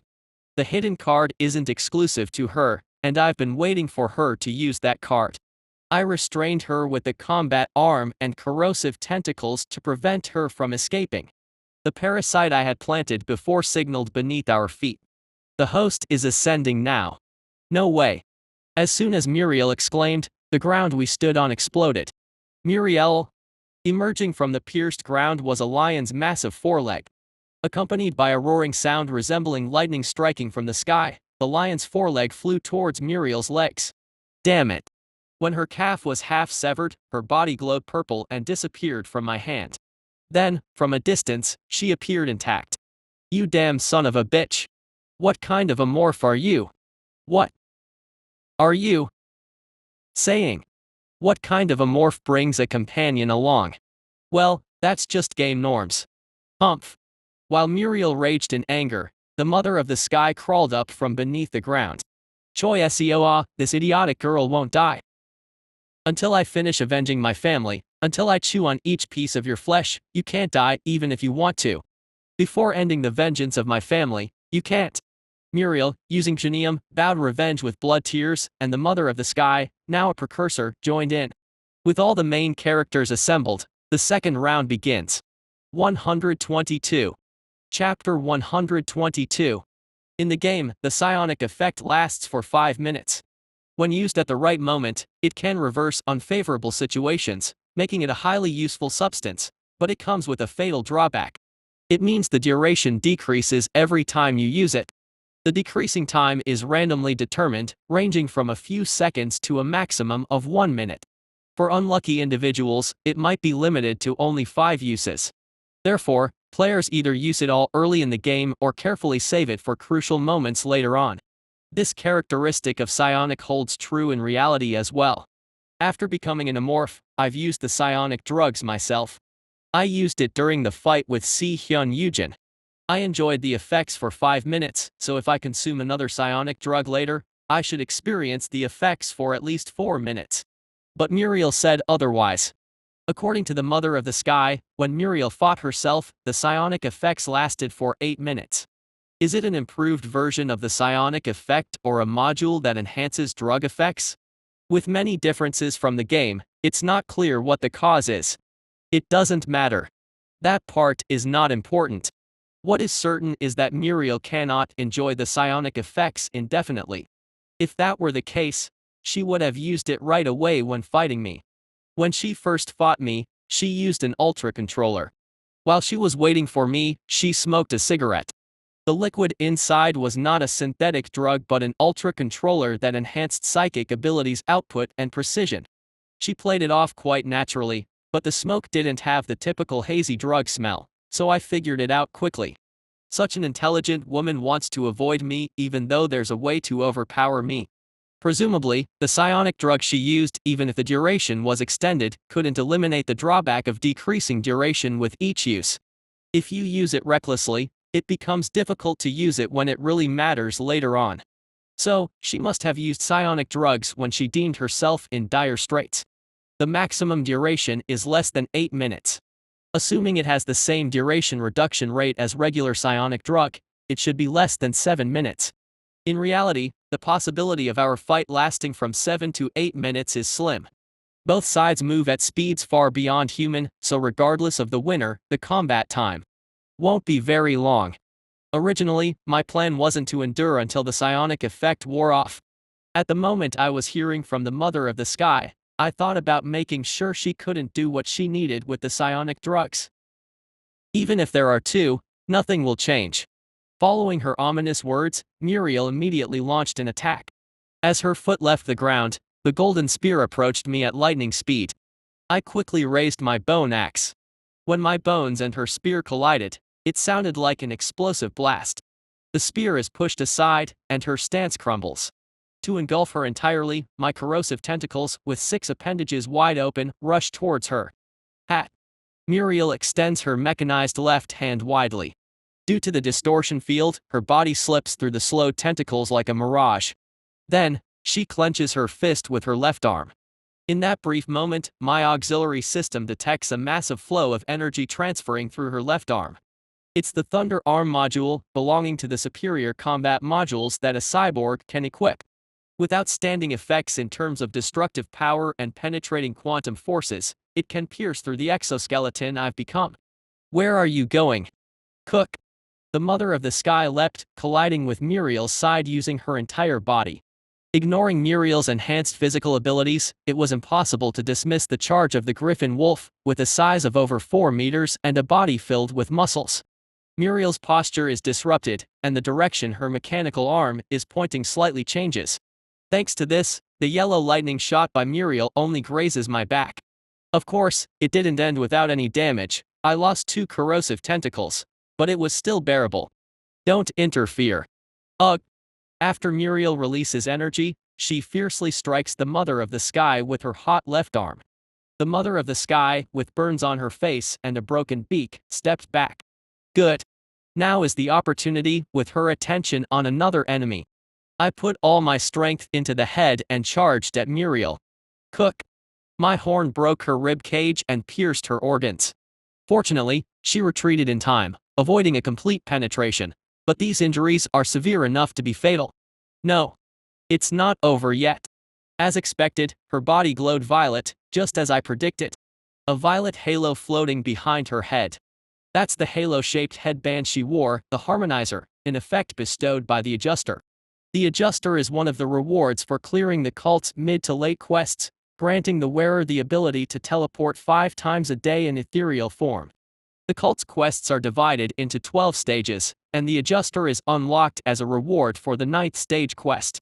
When she received the acidic fungal baptism I unleashed, she didn't use the adjuster. She probably couldn't use it because she didn't meet the usage conditions. Judging by how she utilized it after consuming psionic drug, it's certain she cleared up to the 8th stage quest. Whatever it is, she only has 3 uses left now. So far, Muriel has used the adjuster twice. Once when the Mother of the Sky surprised her by popping out of the ground, and again when I stabbed her with my horn moments ago. In other words, she only has 3 spare lives left. I predict the point where she'll move and swiftly reposition myself. About 100 meters away, violet particles gather in the air. Muriel, after dematerializing, opens her eyes wide as she sees me charging towards her. She raised her left arm to activate the distortion field, but the Mother of the Sky couldn't just stand there and watch. Leave her alone. The Mother of the Sky, half of her face charred black, had suddenly caught up with Muriel. Her half-broken beak bit forcefully into Muriel's left shoulder. Cake. Due to the dislocated shoulder bone, the manifestation of the distortion field was cancelled midway. Muriel, who had come right up to me, hastily assumed a defensive stance with the priest's spear. Squelch. Ugh. The spear and horn collided, resulting in one of my horns breaking. The pain surged as if someone had struck my head with a hard object. However, the damage wasn't exclusive to me. Since Muriel also couldn't escape the impact, the right arm holding the spear extended unnaturally. It was thanks to the nano-Spartan module enveloping her body that her arm didn't detach. However, the inside must have been completely crushed. Eek. Die. Whether it was a scream or a battle cry, she activated the Thunder Arm module again. As energy gathered in her left arm, the Mother of the Sky quickly let go of the beak she had been gripping. I, too, quickly shifted my body to avoid the direction in which her arm was pointing. A yellow beam barely grazed my side, with only the thickness of a sheet of paper making the difference. During that time, she disappeared by dematerializing and reappeared on top of the surveillance tower placed around the camp. This is impossible. Thanks to the dematerialization effect, her body was unharmed, but her expression was different. Blood stained her lips as they trembled, and her pupils were shaking. Now, she was noticeably more shaken than before the fight. Way of escape. Muriel. If she fights passively or tries to prolong the battle, the psionic effect will wear off, rendering the adjuster unusable. On the contrary, if she actively engages in combat, the likelihood of using the adjuster increases. Either way, if she can't use the adjuster, she'll have to rely solely on the recovery ability of the nano-Spartan module to face us.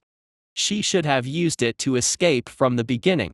Engaging in combat with me, or rather, starting this battle in the first place, was the wrong choice.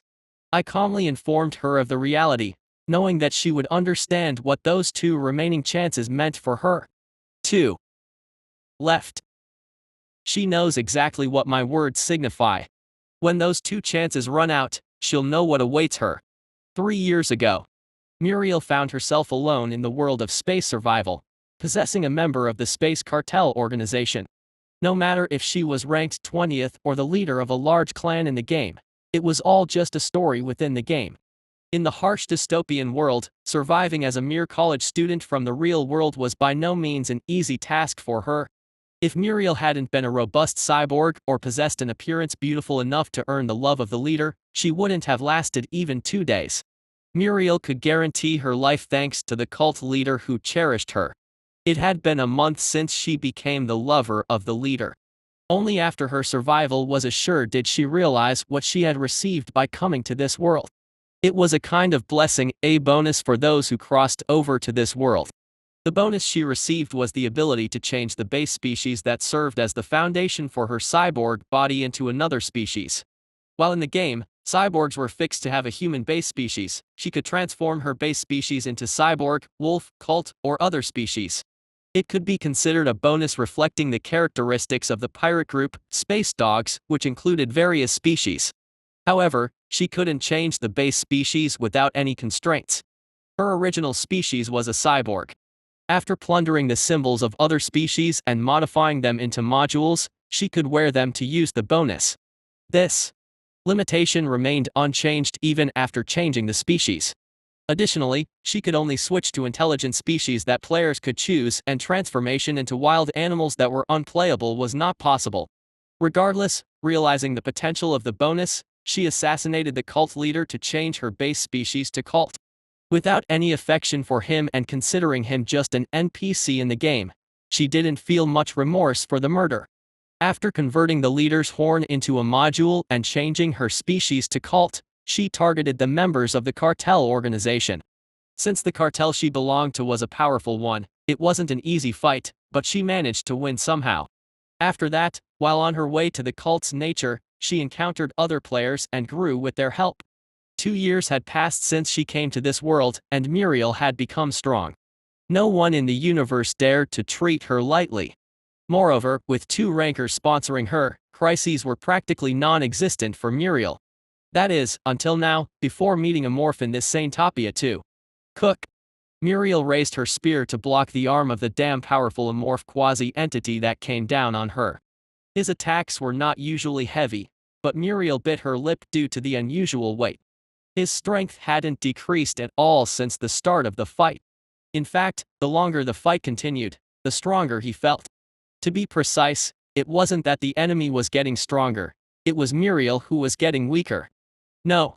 I won't lose. Motherfur. Though anxiety crept in, she shook it off with a curse-mixed battle cry. The Thunder Arm module attached to her left arm activated, and a yellow lightning bolt pierced through the morph's arm. For a brief moment of joy at seeing the severed arm, the Mother of the Sky swung her foreleg towards Muriel's face. Ugh! She tried to dodge, tilting her head backward, but her right cheek was torn halfway by the brutal attacks of the beastly woman. I can recover from this much. With only 2 uses left for the recalibration of the regulator, she had to use them sparingly.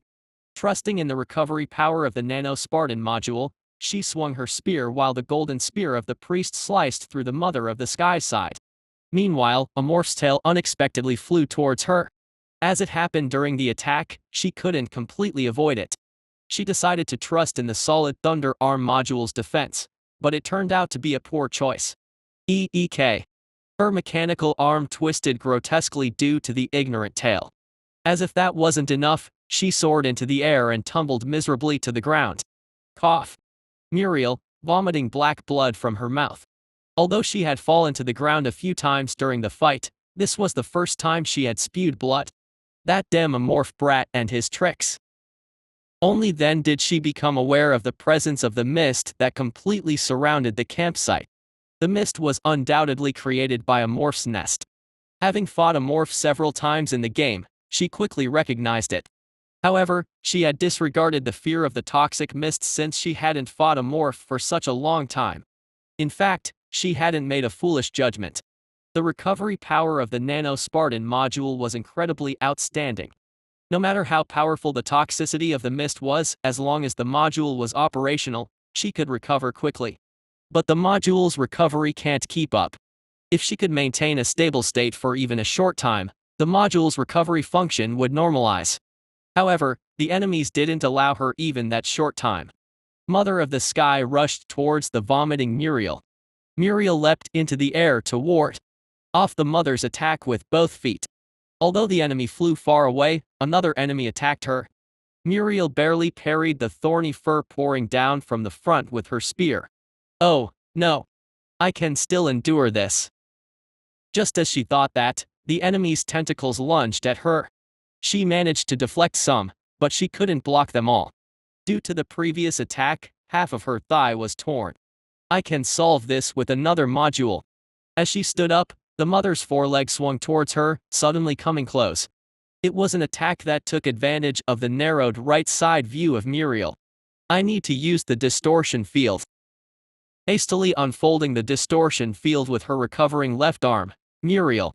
Although the Mother of the Sky stopped in mid-air, a morph's horn aimed at her from the opposite direction. Thunk. The next one. Once again, Muriel vomited blood while soaring through the air, continuously thinking of the next move from her head. Among the modules she possessed, there was something that could overcome this situation. Although it was a precious module and she hadn't used it much due to severe side effects, the situation was unavoidable. I can still win. Blocked. Both of her legs were completely shattered. Utilizing her psychokinesis power technique, she lifted her body into the air and quickly thought of the next move. Among the psychokinesis power techniques she possessed, there was one that could incapacitate the enemy. She had been saving it, but now was the time for it to shine. With this, however, she was blocked. Penetrating injuries were added to her shoulders and abdomen. With consecutive fatal injuries, the nano-suit rapidly slowed down. Amidst the confusion caused by the bleeding, she continued to think. The next move? How should I handle this? It seemed like the creature knew everything about her, the modules she possessed, and the psychokinesis power techniques she could use, as if it knew her inside out. In front of it, she might as well have been naked. As she thought about it, the monster in front of her began to grow larger. The creature, which had grown uncontrollably by consuming her blood, flesh, and emotions, now looked overwhelmingly gigantic and difficult to handle. Facing such a creature, long-buried emotions in her chest resurfaced. Desperation and fear of death. I don't want to die. Driven to the extreme, Muriel, with a determination to use the regulator she had vowed to save, used it once again. After her body dispersed into violet particles, she gathered again in a place as far away as possible from that monster. No, this can't be. As her body regenerated, she regretted it. Now, she only had one chance left. At that moment, the creature spoke. Once. Even though the distance between her and the creature was more than a few hundred meters, Amorph's words resonated in her ears as if they were stuck in her mind. Chapter 123. Is this the end? Muriel's body was immaculate without a single scratch. However, her suit, wrapping around her body, told a different story. It had numerous holes, exposing her pristine white flesh. The Nano-Spartan modules were top-notch among defense modules, but they were not omnipotent.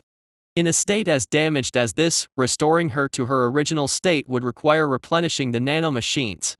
But she must have used up the spare ones already. I could tell by the trembling eyes. She had few cards left. I've already verified the equipment and techniques Mother of the Sky taught me. Before facing Muriel, I recalled my battles with the rankers one by one, their races, technologies, the strength of their equipment, and the strategies they primarily used. This allowed me to anticipate Muriel's modules, psychic power techniques, and actions in various situations. She fought reasonably well. Muriel's skills were not lacking. For some reason, she brought with her a deceptive combination of a cultist and cyborg hybrid, making her a formidable opponent. If she had known even a bit more about my condition and abilities, she wouldn't have fallen so easily. At least until she can use some trump card. If Muriel had intended to escape from the start, it wouldn't have been easy for me to chase her. The large-scale camp where we stood had long-distance transport ships. If she fled to another continent, I would never have caught up. But she had several opportunities to escape but didn't take them. And now, the time for her to pay the price was approaching. Ugh! Muriel let out a short groan. The self-assured smile she had during our first fight was nowhere to be seen. As the adjuster's opportunity dwindled to just one, she completely lost her fighting spirit. Instead of a battle, there was only one path left for her to choose. Damn it! Just watch! Muriel shouted and pressed the buttons on the mechanical arm near her neck. Then, her body rapidly blurred like smoke and soon disappeared into the mist. It was a perfect stealth, as if she had never been there. I can't even see her in my sight. Not even auxiliary devices could detect her properly. If it weren't for the vibrations created by Muriel's breath, footsteps on the ground, and similar signs, I wouldn't have known which direction she had jumped. Even the Mother of the Sky, far superior in vision to me, constantly turned her head to find Muriel. That woman, there was still something left. I've never seen that level of stealth module in the game. For now, I can't see her with my eyes. Seeing that she hasn't used such a high-level stealth module until now, there must be limitations for its use in combat or retrieval restrictions. What are you going to do? Mother of the Sky, who hasn't found Muriel, turns her head to me. What am I going to do? She's asking the obvious. I'll capture and kill her. Alright. No matter how excellent stealth equipment she possesses, in the end, she's within the palm of my hand. This is my territory. With just my auxiliary devices, it's difficult to directly spot her. But the traces she left behind, once linked with the nest, can easily lead me to her. How many times do I have to say it? Running away before fighting me is Muriel's only way to survive. Damn, damn, damn, damn. In a thick mist-covered forest, Muriel hides on the branches of redwood trees, spanning over hundreds of meters. This module was an experimental one developed by a megacorp ranker who shared Muriel's intentions. Made using giant chameleon as a material, the module provides advanced stealth capabilities to the wearer. It is naturally invisible to the naked eye and remains undetected by detection devices or technologies. However, as it is not yet completed, it has many unstable aspects. While it works fine when moving cautiously, intense movements in combat or being attacked by enemies immediately cancel the stealth effect. The ranker who developed this module even suggested using it only for emergency escapes, given its unfinished state. Although she succeeded in escaping from the enemy for now, there is still a problem. The possibility that the ruthless Amorph or the vengeful Mother of the Sky might give up tracking her is close to zero. There's no time to wait for the adjuster reset. Time acts equally on both sides. She has no other option but to hide for 24 hours, but the other side doesn't. That Amorph bastard, he might burn down the entire forest. If it's someone who hangs corpses on trees, there's that possibility. Thinking of the horrific sight of her subordinates, she shuddered unintentionally. The thought that a skinned corpse might be her future was strong. It won't work. She observed the surroundings using the remaining reinforcement effect of Cyanim. With enhanced senses, she felt there were no other enemies nearby. I didn't want to use this, but deciding that there were no enemies nearby, she firmly pressed the button on the side of her neck. Then, a slender tube protruded from her nano suit and inserted itself into her ear. The device she activated allowed communication between stars. Before fighting Amorph, she had fused the military communicator she kept in the safe with the nano-Spartan module. Originally, she planned to use it to order her subordinates on other planets to bring a spaceship after the battle. The reason she didn't use it during the battle is that interstellar communication consumes a lot of energy. Once this communication ends, there's a high chance the nano-Spartan module will automatically deactivate, consuming all remaining energy. Please answer. Amidst the short connection tone, a sudden strong wind sound echoed in her ear. When a giant bird flapped its wings, the sound briefly appeared and then disappeared. What's that? She looked up at the trees but saw nothing. Thinking she should move, She heard a beep from the communicator. Then, a beautiful male voice came through. "My honey.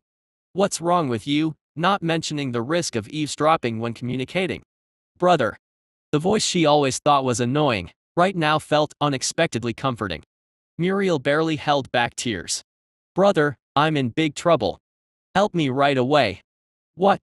"My subordinates and I lost everything to those bastards, and we're being chased right now. Come quickly." "Damn, those bastards again. They talked about a ceasefire, and now this goddamn." "Wait. Huh? What about my request then? I asked you to save the wolf females." Muriel couldn't hide her irritation at the opponent's slave talk even in such an urgent situation. "No, damn it. Brother. Your sister is in danger, isn't that more important? And it's not them, it's someone else. There are only two, but they're incredibly strong, so you need to prepare properly." "Two. You lost to just two. One is a wolf player who you wanted, and the other is an amorph player." "What? Amorph?" "Yeah. I told you, he's the fifth ranker." When Muriel mentioned the enemy chasing her, the other side fell silent. "Anyway, there's no time. Prepare as quickly as possible." "Huh? Brother. Brother. Oh, shit. Disconnect it.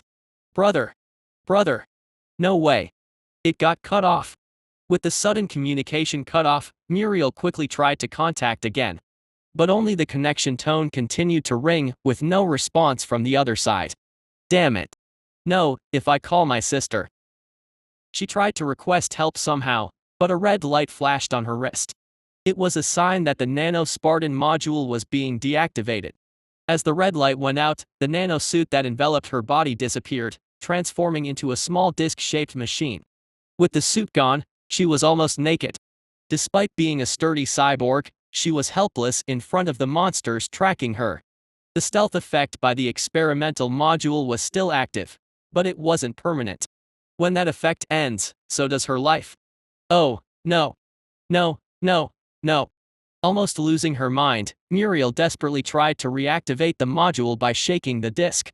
Even though there was no way the nanomachines, whose energy had been depleted, would come out, she was too irrational to judge. This can't be happening. Huh? As she tapped the tree with the disk, she heard the rustling of leaves in her ear. Some creature was approaching beneath the tree where she was hiding.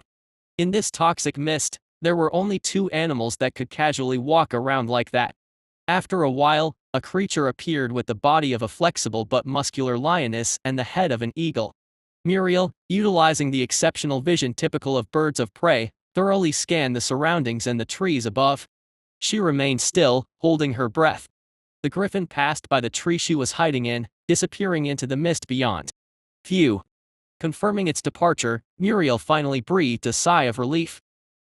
"I need to move." She couldn't predict when the griffin might return. Engaging in a melee with the griffin-wolf without protective gear would be suicide. And that damn amorph isn't in sight either. She needed to leave this place immediately. With that determination, Muriel retrieved the disc she had used to hit the tree. The disc was smeared with black mucus. Her gaze shifted to the wound on the tree where the sticky liquid was flowing instead of sap. She knew what the black liquid was. It was a substance automatically secreted from a morph's nest.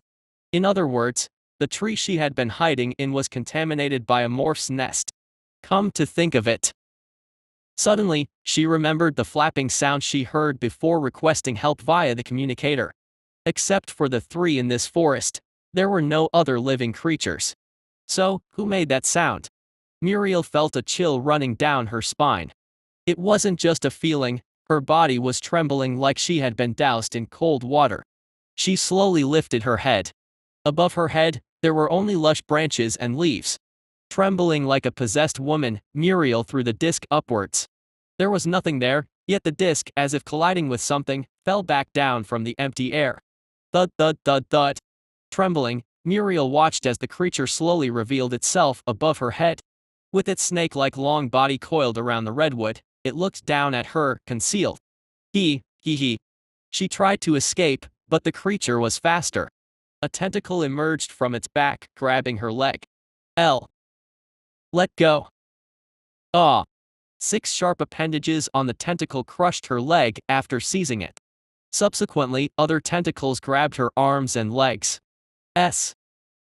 Save me. Please, spare me. As you said, I will cut open your belly and show you my insides. That's new. As her once intact limbs twisted slowly, Muriel's eyes, which had shown violet, lost their light due to the excruciating pain.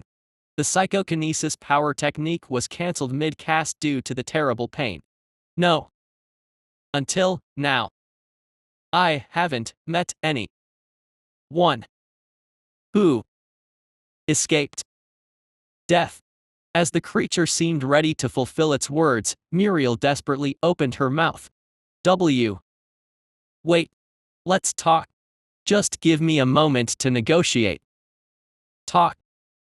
A morph hesitated at her words. Muriel, speaking with a submissive attitude as her life hung in the balance, said, I have many good cards. I'm sure it will be advantageous for you. So, let's negotiate. I withdrew my hand that had reached out to her. Negotiation. It was too late to mention the word now. She had threatened my life several times, and her subordinates had tried to kill 26 and Adha. Moreover, she knew too much about me now. Handing me over to other players would be troublesome. Although Muriel must die in my hands to prevent information leaks, the information about the other players seemed quite intriguing. Well, if you want, I'll serve you. You know, a morph can do such things. Did she think I was tempted by her proposal since I remained quiet? Instead of answering, I lifted Muriel from the tree. She still doesn't know me well. Because she doesn't know me well, she recklessly makes arrogant statements. Whenever you want, as long as you spare me. Huh. I raised the corroded tentacle that had been gripping her leg high, impaling her body on the ground. Don't miss. Stand. Muriel vomited black blood. Ignoring her reaction, I swiftly raised the tentacle that had grabbed her again. Muriel's eyes reflected pain and fear, but I did not hesitate. Cakeuke. What? Your body can do for me is G. Ga. Gamma, Cakeuke. Only to provide flesh. Upian, KKK. After striking more than 10 times, bones, various mechanical parts, and modules sprang out from her body through pierced skin. Since she's a cyborg, she won't die from this. I didn't intend to kill her yet, so I only struck hard enough to break her spine. Cakeuke, Cakeuke, Cakeuke, Cakeuke. Muriel, sprawled on the floor, groaned, resembling a dissected frog, barely alive with twitching nerves. Only the grotesque mechanical doll remained, devoid of its pristine ivory-like skin, beautiful appearance, and magnificent horns. You asked for negotiation, right? Fine, I'll listen. Hearing my dry voice, she weakly raised her head. Save me. There are conditions. I'll do anything. Anything you say, I can do it. Even without saying so explicitly, she would unquestionably follow my orders. I activated the parasitic organism attached to me in front of her.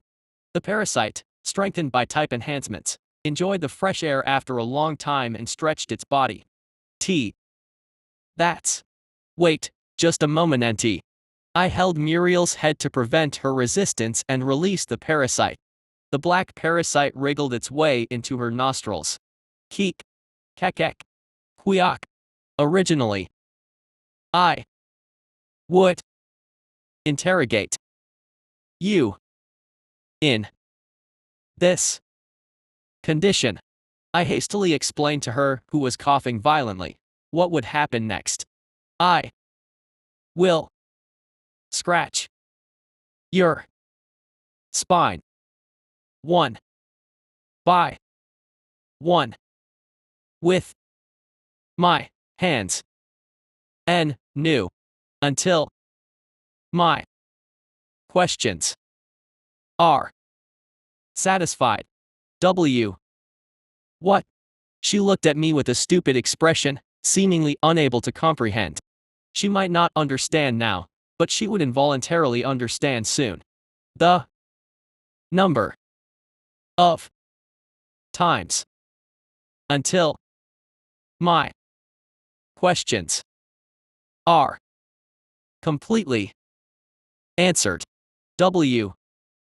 Wait.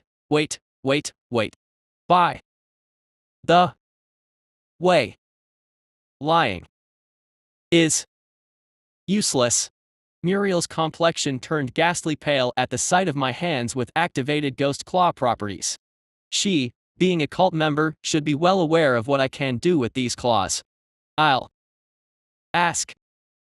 Who was the one you talked to a little while ago?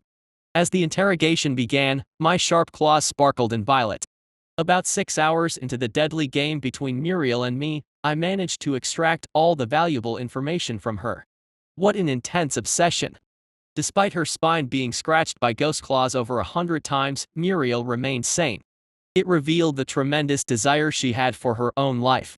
She almost died several times due to the parasite's sanction, distracted by wandering thoughts. Thanks to my symbiotic fungal spore trait, she didn't die. Whether it was good for Muriel or not, I couldn't say. There's nothing more to ask. So, are you going to spare me? No. Wah. Muriel sent me a look questioning whether I was breaking our promise. I shook my head. My interrogation is over. But the next person is waiting. Next. As I stepped back, a griffin appeared behind me. Cho. The clothes of a young wolf, once worn by her lover, were now worn by the mother of the sky. Seeing this, Muriel trembled like a reed in the wind. You killed my family. When you cut my lover's throat, when you tortured me, I hesitated. Whether killing you is the right thing to do? Wait. Ceremony. We were good, right? Yeah. 2 years ago, I saved you, thinking you were just another human. But carefully putting down the clothing she had been holding, the mother of the sky continued, her eyes now filled with tears. I was wrong. Players like you must go extinct.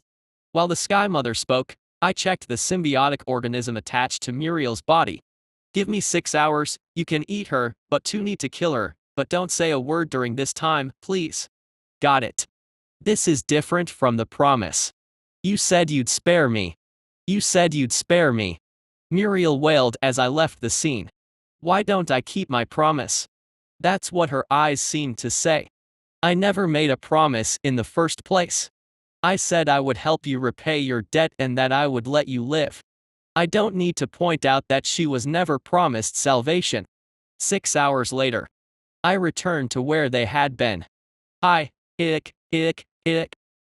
Muriel remained, only her head and upper torso, with her breath clinging on. The mother of the sky was nowhere to be seen.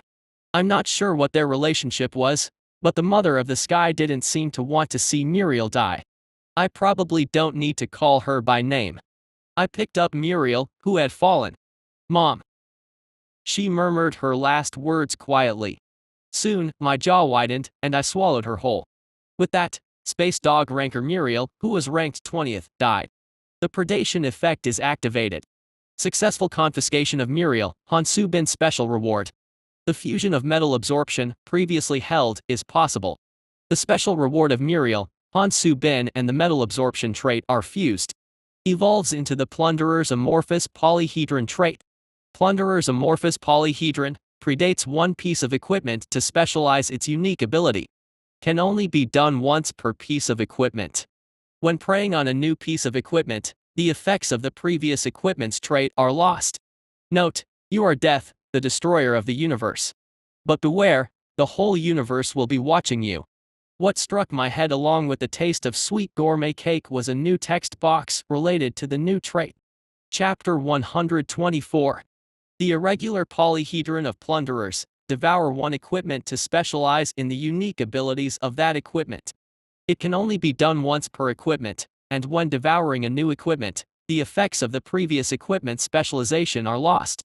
What's this? A new trait acquired after absorbing Muriel's essence. It was a type never seen before and did not exist. Absorbing equipment abilities? Although the ability gained from the fluid period was a trait not obtained in the game, this was completely different. It's a trait that completely goes beyond a morph's common sense. A morph, outspacer, and metallic gremlin, while having excellent physical abilities or powerful utility skills, had the handicap of not being able to wear equipment. Even if one could use equipment abilities after some preparation, it was impossible for unique grade equipment, limiting its utilization to regular equipment or consumables. But with this trait, even though it's only one, it becomes possible to specialize and use unique grade equipment. This is unprecedented. In the game, killing players never resulted in gaining new traits. For genetically modified humans, obtaining the essence of biological genes within them, and in the case of cultists, obtaining traits related to psychic powers, were the only outcomes. Despite consuming numerous players, obtaining a trait of this caliber was a first. I checked the semi-transparent text box again. Nest-related fusion trait, symbiotic biospores. Mark of formidable foe, irregular polyhedron of plunderers, X. Under the list of possessed traits, a new category and asterisk called Mark of Formidable Foe appeared. Mark of Formidable Foe? When I shifted my gaze to the asterisk, a new message popped up. Mark of Formidable Foe, a mark obtained after preying on a formidable foe. If there is a trait that resonates with the unique benefits possessed by the prey, it will be reconstructed into the Mark of Formidable Foe trait. Traits classified under the Mark of Formidable Foe cannot be used as fusion or transcendent system materials. From the explanation alone, the Mark of Formidable Foe trait, which is part of the irregular polyhedron of plunderers, seemed to be a new classification different from general traits related to physical and psychic abilities. The formidable foe mentioned here is probably referring to players.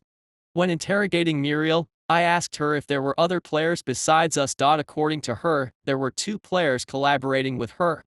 The players she knew included 7, including Mother of the Sky and me. There used to be more, but it's unclear how many more are left now. Many died in the war among players that erupted a long time ago. The fact that killing other players grants special rewards must have spread during that time. When Muriel came to this world, the war had already ended, and the remaining players had formed factions. While some tried to adapt and live in this world, others aimed to obtain traits by targeting other players, treating this place as a game and ruling like tyrants. It's different because we arrived at different times. Muriel came 3 years ago, and Mother of the Sky had been here for at least over 10 years. Among the players Muriel knew, there were even those who had lived for more than 100 years. They've survived in different ways, so it's not surprising that factions diverge.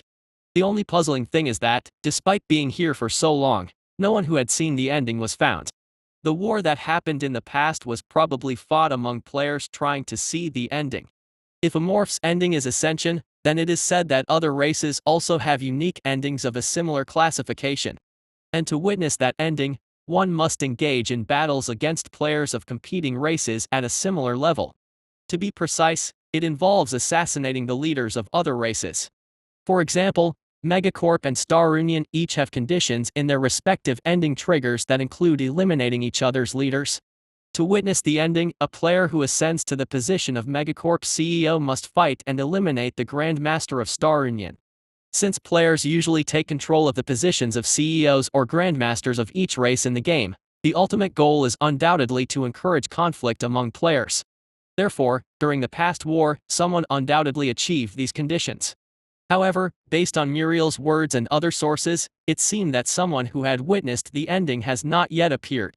Is there something I don't know? Since this is reality, it cannot be ruled out that players have not reached high enough positions to unlock the ending triggers. Unlike the game, here, once you die, it's over. Even if you are a player with a strong heart, you can only move by controlling a body. I need to ask Mother of the Sky about this. Since she has survived much longer than Muriel, she might know something. Regardless, there is a high probability of becoming hostile to other players in the future. Muriel sent a distress signal to her colleagues before I captured her. So, at least, it was confirmed that her colleagues would be hostile to me. Also, players in a hostile relationship with Muriel's colleagues will somehow learn about my actions. Depending on their faction, they may either oppose me or try to exploit me. Note, you are Death, the destroyer of the universe. But beware, the entire universe will pay attention to you. As the note says, the entire universe will watch me. How players will approach me is unknown for now. In any case, I need to become stronger. That way, I can survive and avoid being used by someone. Upgrading to the Transcendence system and even hunting players. It is ultimately necessary to understand the intentions and reasons of the one who sent me here to survive. Finally, I checked if there were any new messages, but there was no additional explanation other than the note. Continuing to ponder with insufficient information would be a waste of time. Right now, it would be more productive to consider how to use the newly acquired abilities. The irregular polyhedron of plunderers allows me to create abilities or traits from any equipment. And I can only specialize in the abilities of each equipment once. If it's a common grade equipment, I can use its abilities multiple times, but not for unique grade equipment. If it's Muriel's equipment. I picked up the priest's golden spear and the harmonizer lying on the ground. In addition to these, the Brainchen and Blood River are at the campsite. I don't know how the unique abilities of the equipment will function when specialized.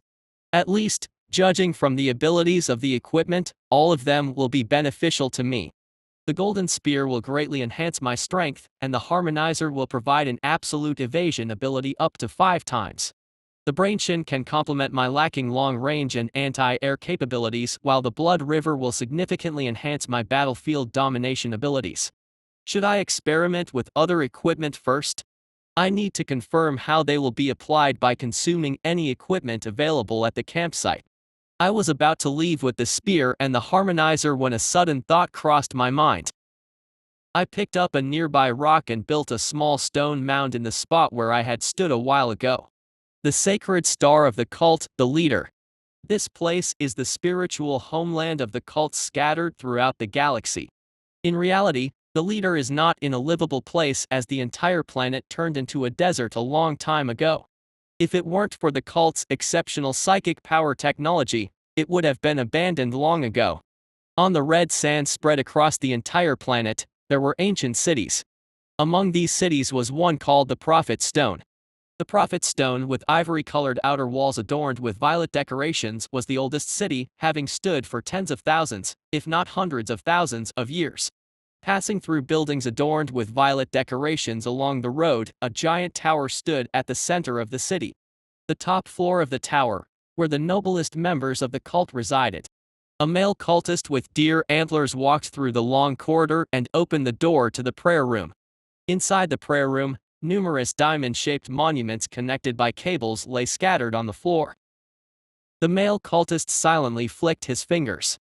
Upon doing so, light emerged from 2 of the diamond monuments that were lying there, and they floated into the air. Long time no see, everyone. A girl's voice flowed from one of the monuments. The voice resembled that of an animated character, bright and lively, not fitting the somber atmosphere of the prayer room. "We're busy over here, so get to the point quickly, Jason." On the other hand, the voice from this side conjured an image of a dignified middle-aged man. Jason waited for another monument to activate, but even after a few more seconds, there was no movement. Faced with only 2 active monuments, Jason, the male cultist, sighed. "I said it was urgent, and only 2 people showed up. It's because Opa spoke like an idiot. If he had explained properly, more people would have come. This idiot. No, wait a minute. Why didn't the one with middle school syndrome come in? He's the most important one. Opa is busy these days because of the internal conflicts. I haven't contacted him for a long time either. Fuck. I should have joined Megacorp at the end. It's too boring here, just fooling around with married women for a day or two. When Jason only conversed with the monument where the girl's voice came from, the voice of the middle-aged man intervened. I don't have time. So stop chattering and explain in detail. Has a new player arrived? Yes. Tell us in detail. Muriel, why did she die so suddenly? There shouldn't be anyone wandering around to hunt players besides us. She was killed by a player we don't know. To be precise, an amorph player. When the word amorph came out of Jason's mouth, the chattering monuments quieted down. Jason Opa, that joke is not funny. TSK, we wasted time for nothing, and the speech is coming up soon. Fuck, I hope it's a lie. Shit, I wish it were a lie. Really? Is it really amorph? It's ridiculous. Amorph is extinct. She said that before losing contact with Muriel. That the wolf player and the amorph player were targeting her. Jason transmitted recorded communication logs to the figures beyond the monuments. After a while, their anger erupted from the monuments as they examined the communication logs. Fuck, this is unbelievable. Why did the bastards who became extinct 10 years ago show up now? Hey Zayday say. Who was the last one to clean up? Probably BM Ho. BM Ho, that son of a bitch, will never give up, so I told you to kill him in advance. Shut the fuck up. It's already too late to blame anyone. Check who killed Muriel. If the one who killed her is amorph, then the answer is clear. Alright. Since there's only one amorph up to rank 40, it must be the amorph with the skills to capture Muriel in the first place. In response to Jason's words, light emerged from the monument where the girl's voice came from. Wait a minute. That means, the 5th rank, B. But that guy has no friends. There's no way such a person would be with Soa Ani. Agreed. The possibility of an amorph having a companion is close to 0. Muriel commissioned me to capture Choi Soa. Perhaps that amorph interfered while they were fighting? Indeed. A typical amorph move. A plausible explanation. Sigh. Is this for real? I thought my luck was good lately because equipment development has been going well. Only now could the people beyond the monument understand why Jason had called them. Are you planning to punish him? Of course. If we leave that guy alone, we'll all die. What if it's not me, but BM Ho? I don't count towards amorph evolution conditions because I'm a Gaju. Did Muriel not talk about you before she died? If I were amorph, wouldn't I try to catch you no matter what? Ugh, that useless bitch Muriel. Quiet. So what's the plan? How about we all go together and catch him? Sending subordinates is not preferable, and besides. Jason pondered. The people present here were truly individuals who could manipulate the universe in real time. Calling them gods wouldn't be an exaggeration. Would it really be challenging for these individuals to catch one amorph? However, the thoughts of the people beyond the monument were quite different from Jason's. Are you crazy, Opa? Going together to face that guy? Except for BM Ho, if only we go, we'll all get wiped out. I also oppose. If I die, Star Union will collapse as it is. Hey, both of you are talking nonsense. It's not like I want to be the only one to survive. With our power, we can easily stop the bullshit. You might not know Opa well, but do you know about the amorph? He used to break the heads of rankers while he was just a pre-saint. I heard that because of him, there were many cultists who couldn't see the ending. There are plenty of them. Jason, you must know. That's why. I don't plan on paying tribute to the Wall of Weeping. That's right. I absolutely have no intention of paying tribute to the Wall of Weeping. If you want to die, go ahead alone. If you want to leave a will, record it now. You won't be able to leave a will if you go there. That's for sure. Jason's words were interrupted by the emerging monuments. Faced with their reactions, which seemed like people haunted by trauma, Jason could no longer say anything. Chapter 125. The Space Survival was a VR game released in its time, and it was particularly ambiguous in genre classification among VR games. Even though survival, competition, and evolution were the motifs, the methods to achieve them varied drastically from player to player. For some, it became a grand strategy simulation game, while for others, it transformed into an SF horror game. Such complexity and ambiguity were reflected in the ranking system of the game. The ranking system of space survival was based on scores. In simple terms, the higher the ranking, the higher the player's score. However, the factors contributing to the score were intricate and had numerous variables, making it challenging for individual players to calculate. The player's influence in the universe, the extent to which they accomplished unique objectives related to their race, and their personal skills all played a role in determining the score. Everything a player experienced in the game contributed to the composition of their score. One might wonder if the ranking merely indicated the longevity of a player enjoying the game. Indeed, the top 40 rankers were akin to fossilized beings who played the game since its early days. However, a distinct world unfolded from the 20th rank onwards. In space survival, the most effective way to obtain the highest score through a single action was to achieve the final goal unique to each race, leading to the race-specific ending.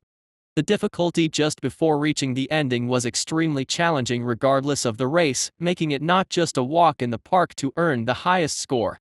To witness the ending, players inevitably had to defeat rankers from their own race or competing races multiple times and conquer formidable raid bosses with immense power. Even for players who enjoyed the game for a long time, overcoming these challenges was by no means easy, and those who successfully reached the ending were rare.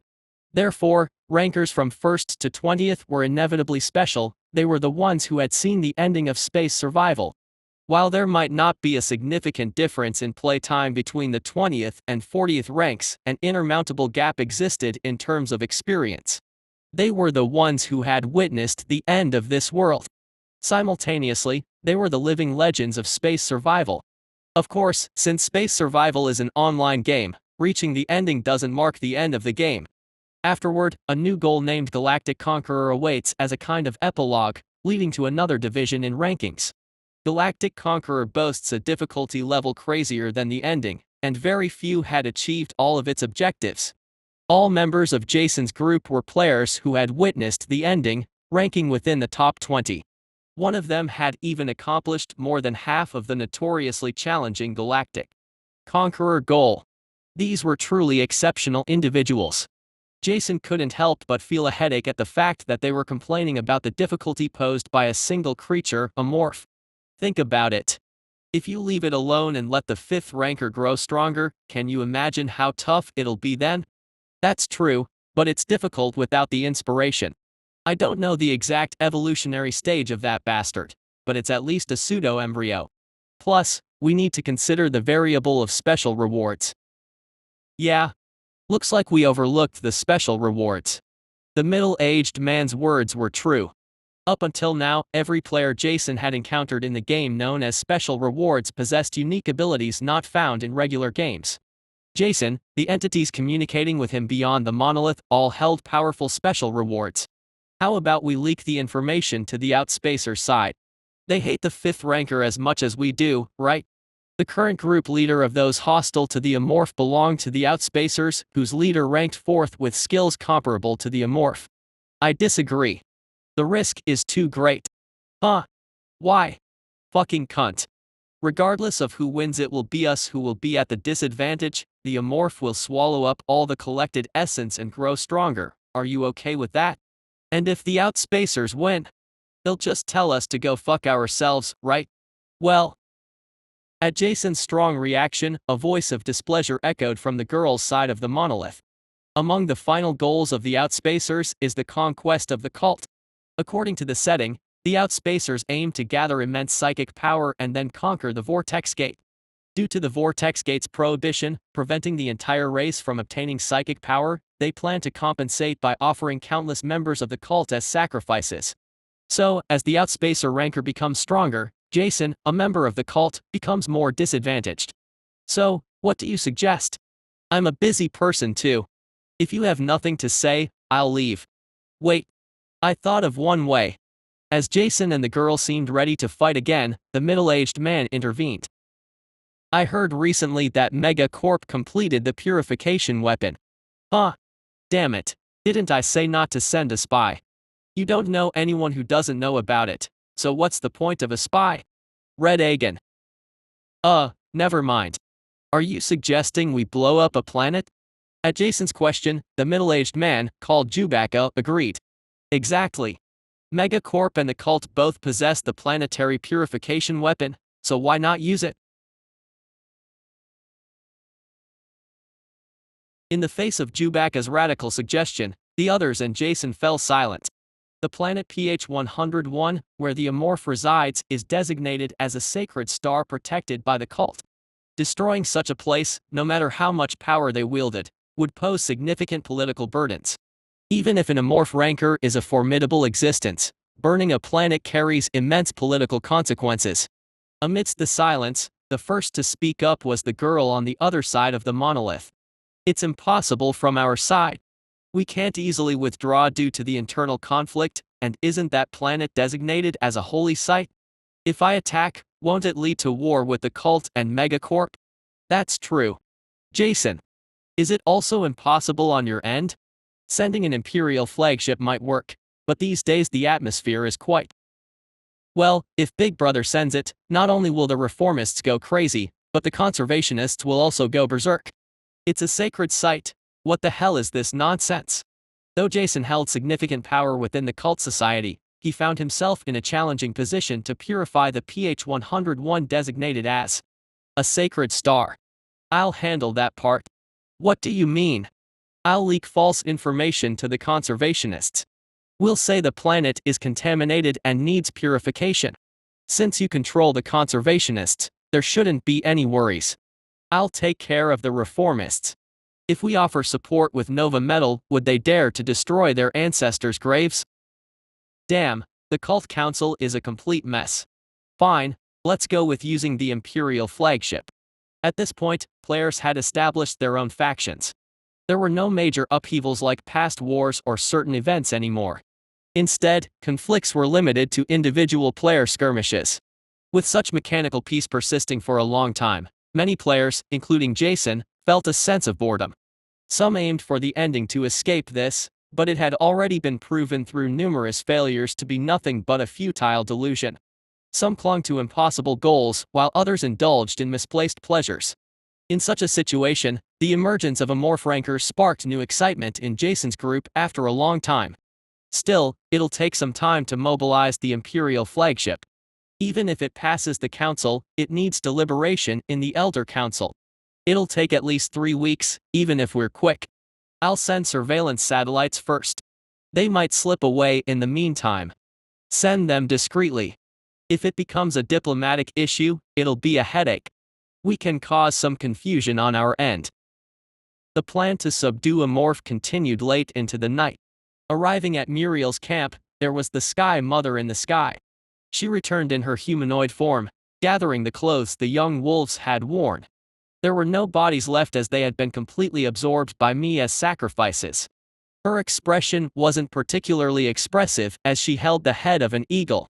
Instead, the emotions in her eyes were anything but small. It was the profound sorrow felt by a mother who had lost her children.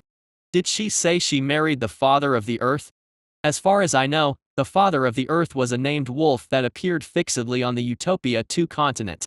Being related to the Forgotten Earth Temple and being an NPC, if time passes, another father of Earth will surely reappear somewhere on this continent.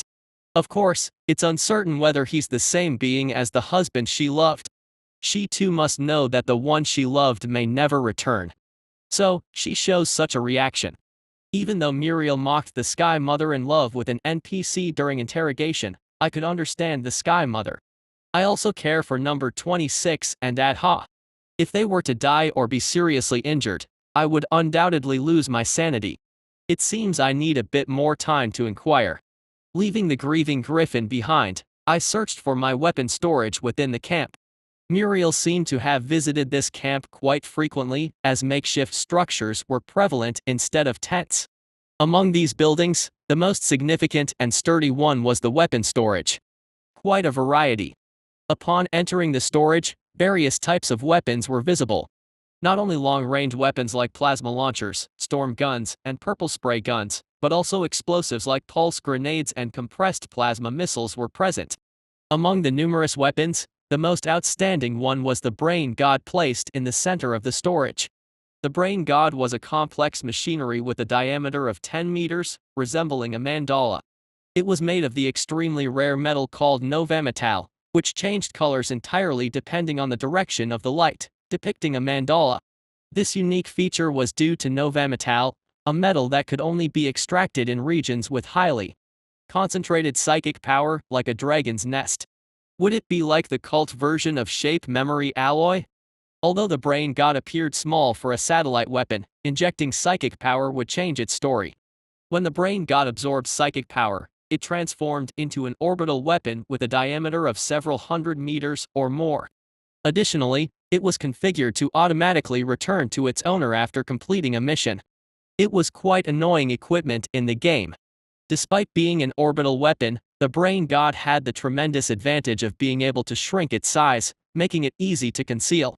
I had been on the receiving end of the brain god a couple of times. I'll take a closer look at the brain god later. Near the brain god, I picked up a plasma launcher rolling around.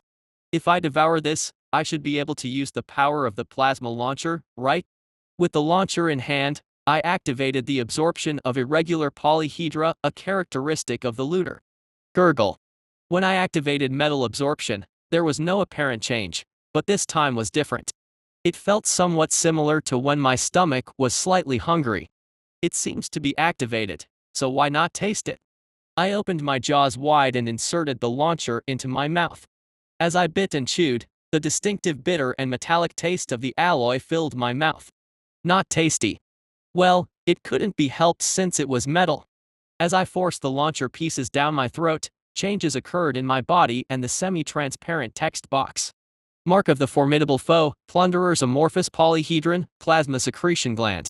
Suddenly, a strong heat emanated from my chest. A warm, slightly tingling sensation reminiscent of swallowing strong liquor spread from my throat to my chest, stomach, and the area around my abdomen. Furthermore, a faint green light circulated around the chest area.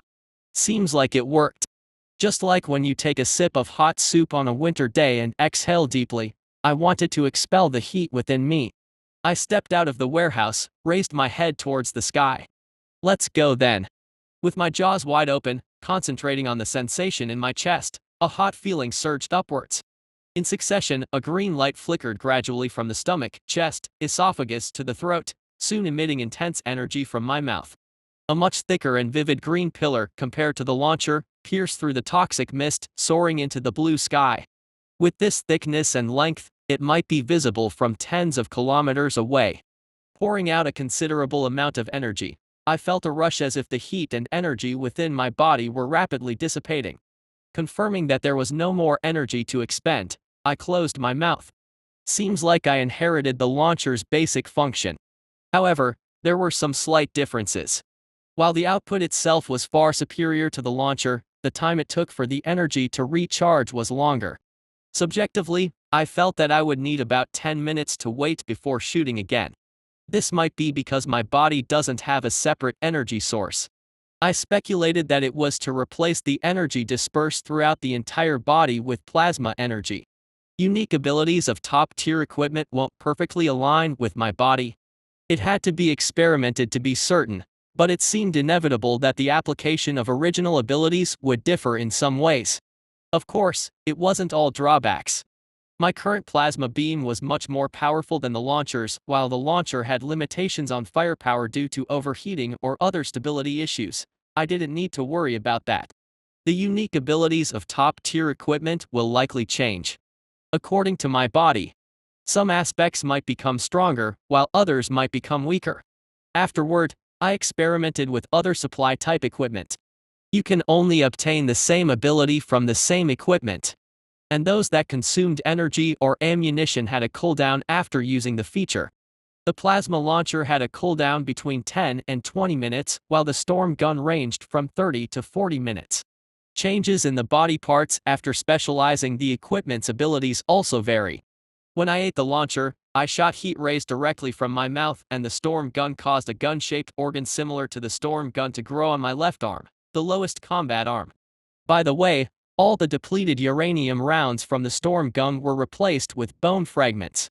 The experiment seems to be enough. I lined up the top-tier equipment obtained from the Utopia 2 continent, the regulator, the golden spear, the brain god, and the small spider-shaped blood reaver picked up a while ago. Which one should I devour first? Since all of them were top-tier equipment, obtaining these items was not usually a straightforward task. Therefore, I had to carefully specialize them. Let's exclude the golden spear for now. The priest's golden spear could only be obtained exclusively at the Forgotten Earth Temple. And one of the prerequisites for entering the temple was suppressing the Earth Father. In other words, until the Earth Father was reborn somewhere on this continent, I couldn't obtain the golden spear. The chance to obtain the golden spear is rare, but the remaining weapons were a different story. The regulator could be obtained by anyone through a quest if they were part of the cult, and both the brain god and blood reaver could be crafted. Even if the regulator was the only one, the brain god and blood reaver, these two weapons, would undoubtedly be more than one or two. The production cost is astronomical, but anyway, multiple weapons that exist can be specialized through subsequent consumption. So, it's advisable to prioritize devouring one of the remaining weapons, excluding the priest's golden spear. What should I do? Contemplating what to eat, I once again looked at the three weapons laid out on the floor in a row. Seeing them arranged like this, I was sure of it. In the first place, it was a problem with a predetermined answer. There's no need to hesitate. Having decided what to choose, I reached out towards the equipment. Chapter 126. After devouring the unique raid equipment, I thoroughly searched the campsite to see if there were any useful items left. Meanwhile, the Mother of the Sky remained motionless, paying her respects to the fallen kin. A day passed, and the Mother of the Sky sought me out while I rested at the nest. She expressed her willingness to assist in player hunting. According to her, if not, such tragedies would likely repeat. I'd be grateful if you let me accompany you, she added. In truth, even if she had decided to stay, I had considered forcibly bringing her along. Her mature form might become necessary, and her combat skills would undoubtedly be valuable in supporting number 26 and Adha. With the Mother of the Sky volunteering as a companion, I took the opportunity to inquire about the things I had been curious about. I spent the day gathering essential information from her, such as the number of players, the existence of groups like clans in the game, the circumstances of everyone's arrival in this world, and why no one had seen the ending yet. The summary of what the Mother of the Sky revealed was as follows. There were gatherings of players. She had arrived in this world 15 years ago, but player gatherings had been happening long before. However, by the time she became aware of them, conflicts had already arisen among various player groups. Their disputes stemmed from a single difference in perspective. Those who sought to see the ending and those who opposed it. According to the Mother of the Sky, a considerable number of players who attended the gatherings had already seen the ending, providing insight into what happened afterward. Before becoming the Galaxy Conqueror, a message appears asking if they want to continue the game. They claimed that, based on the message displayed after seeing the ending in Space Survival, they could escape this world. However, the method was problematic. To see the ending, they had to kill leaders or individuals of the competing races, such as megacorp CEOs and cult high priests. There were players in the gatherings who had survived for decades, or even centuries, in this world. For them, life here was more precious than their real lives. Surprisingly, there had been a player in the early gatherings who attempted the ending challenge. In the early days of the gatherings, the player who attempted the ending was a cyborg ranker who held the top spot. He persuaded others who opposed him to see the ending together and successfully executed the plan. He was the top ranker. Of course.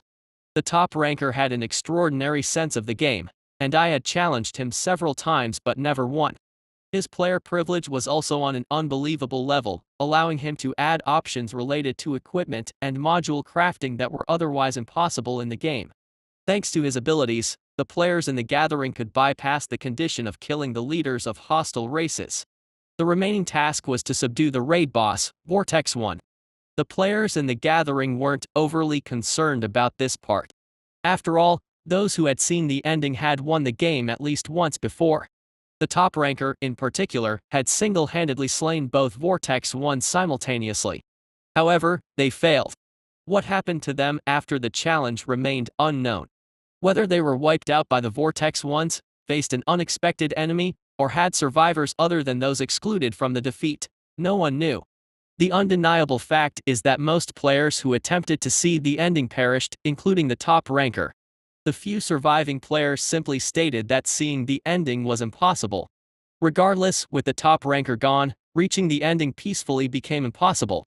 Thus, conflict between those seeking the ending and those opposing it was inevitable. And there was new information that exacerbated this conflict even further: the plundering of privileges. Everyone knew that each player had their own privileges, but they were unaware that these privileges could be obtained by killing and looting other players. After the top ranker's demise, this information spread throughout the gathering. What followed afterward can be inferred even without hearing about it: the players' war. Those seeking the ending sought to devour and grow stronger by preying on those who chose to stay. Conversely, those who stayed did the same, either for their own benefit or survival, attempting to kill other players. In a way, perhaps the matter of seeing the ending or not might just be an excuse. In a different sense from the Mother of the Sky, they too may have become true residents of this world, divorced from reality. While the conflict had entered a state of relative calm a few years ago, it had been intense until then. So many players had died that those who barely survived numbered just over 10. Of course, there might be someone like me coming to this world later. Anyway, after hearing descriptions of the players, we briefly introduced ourselves. Only then could I truly understand who she was. She must have been the leader of the Savage clan. I didn't recognize her at all because she looked completely different. It was to be expected. Her in-game nickname was entirely different from the Mother of the Sky, and her appearance was based on a tiger wolf, while the transformed animal after Ascension was not a griffin but a new. Even though I suspected she might be someone I had seen before, I never imagined she was from the 4 major clans who fought in the Jungle Planet. The Savage clan collapsed after fighting me, leaving only the clan leader as all the members quit the game. It's truly unpredictable how one can end up journeying alongside someone from such a different world than reality. PR/NU is a Japanese chimera having the head of a monkey, the limbs of a tiger, the body of a Japanese raccoon dog, and the front half of a snake for a tail. So, where are we going now? ZZZ, coast. TL/N. Now he can communicate with the Mother of the Sky through telepathy. Currently, she was in her griffin form, and we were heading towards the sea from the campsite. I ran through the forest at full speed with a backpack filled with loot tied to my tail, while she gracefully raced across the ground and trees. Her body, previously covered in bloodstains, shimmered with smooth golden fur, freshly washed from the campsite. Even when dirty, her dense and sturdy muscles typical of a lion were impressive, but now, covered with beautiful fur, she certainly looked majestic as a griffin should. Like I carried a backpack, a pendant with a sapphire was hanging around the griffin's neck. It was a pendant that allowed communication with opponents, a tool that didn't exist in the game. There's someone among Muriel's comrades responsible for equipment. The improved psionic nano-Spartan module, blood reaver, and other equipment she used in our fight were all made by that comrade. According to the conversation between Muriel and the Mother of the Sky, that comrade belonged to Megacorp. So, the opponent's identity is determined. Garamelda, a noble capital family responsible for reinforced armor development, and in the game, players from that side mainly handled supplies. Come to think of it, when I fought the armed police in the Space City before, the reinforced armor they wore wasn't ordinary reinforced armor. It was intermediate reinforced armor with shields attached. Supply-type reinforced armor with shields attached was equipment that most Megacorp players dreamed of. In the game, production was impossible due to balance issues, but here, in reality, if I were a Megacorp player, I would try to make it somehow. Even if there are no players in Garamelda, leaving such intelligent individuals alone would be disadvantageous for me in the long run. Let's deal with that side after the dragon's nest. If aiming for ascension, regardless of what happens, Earth and Mars must be conquered first. However, if a player responsible for equipment development is attached, the overall defense of the planet will endlessly increase, so it's necessary to tidy up in advance. Or should we clean up this side first before the dragon's nest? Lost in thought like that, the Mother of the Sky shot me a telepathic message. The coast. I thought we'd go for the Hond Gigant first, so it's unexpected.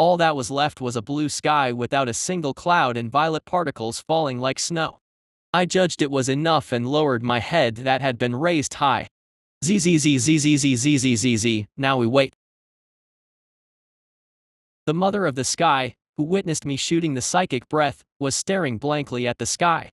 This is strange. It should definitely be a quasi-saint, but how is this possible? Could it be a special bonus effect? No, unless the species changes, this is.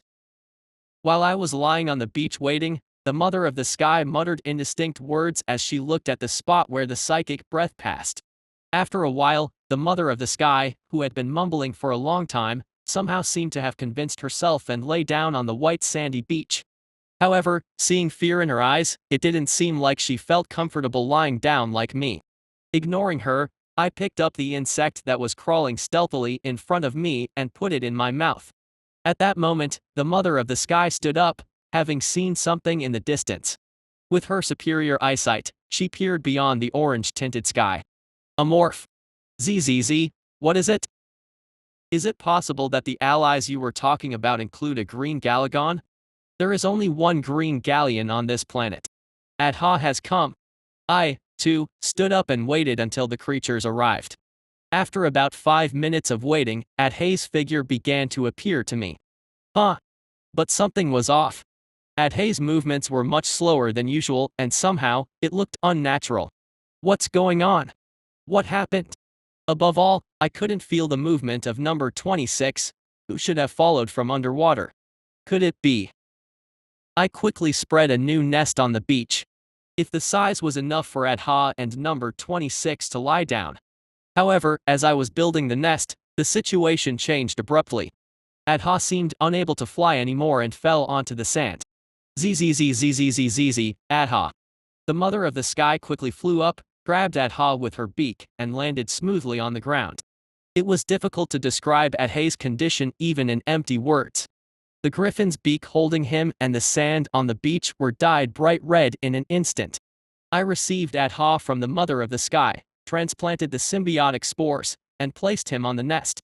As the symbiotic organism wriggled and injected healing fluid into his body, Adha's breath became more relaxed. Although severe wounds that revealed organs and bones were slowly healing, they were still visible. What happened here? Adha arrived with severe injuries. And number 26, who couldn't be seen. A dark unease descended upon my heart like a night sky,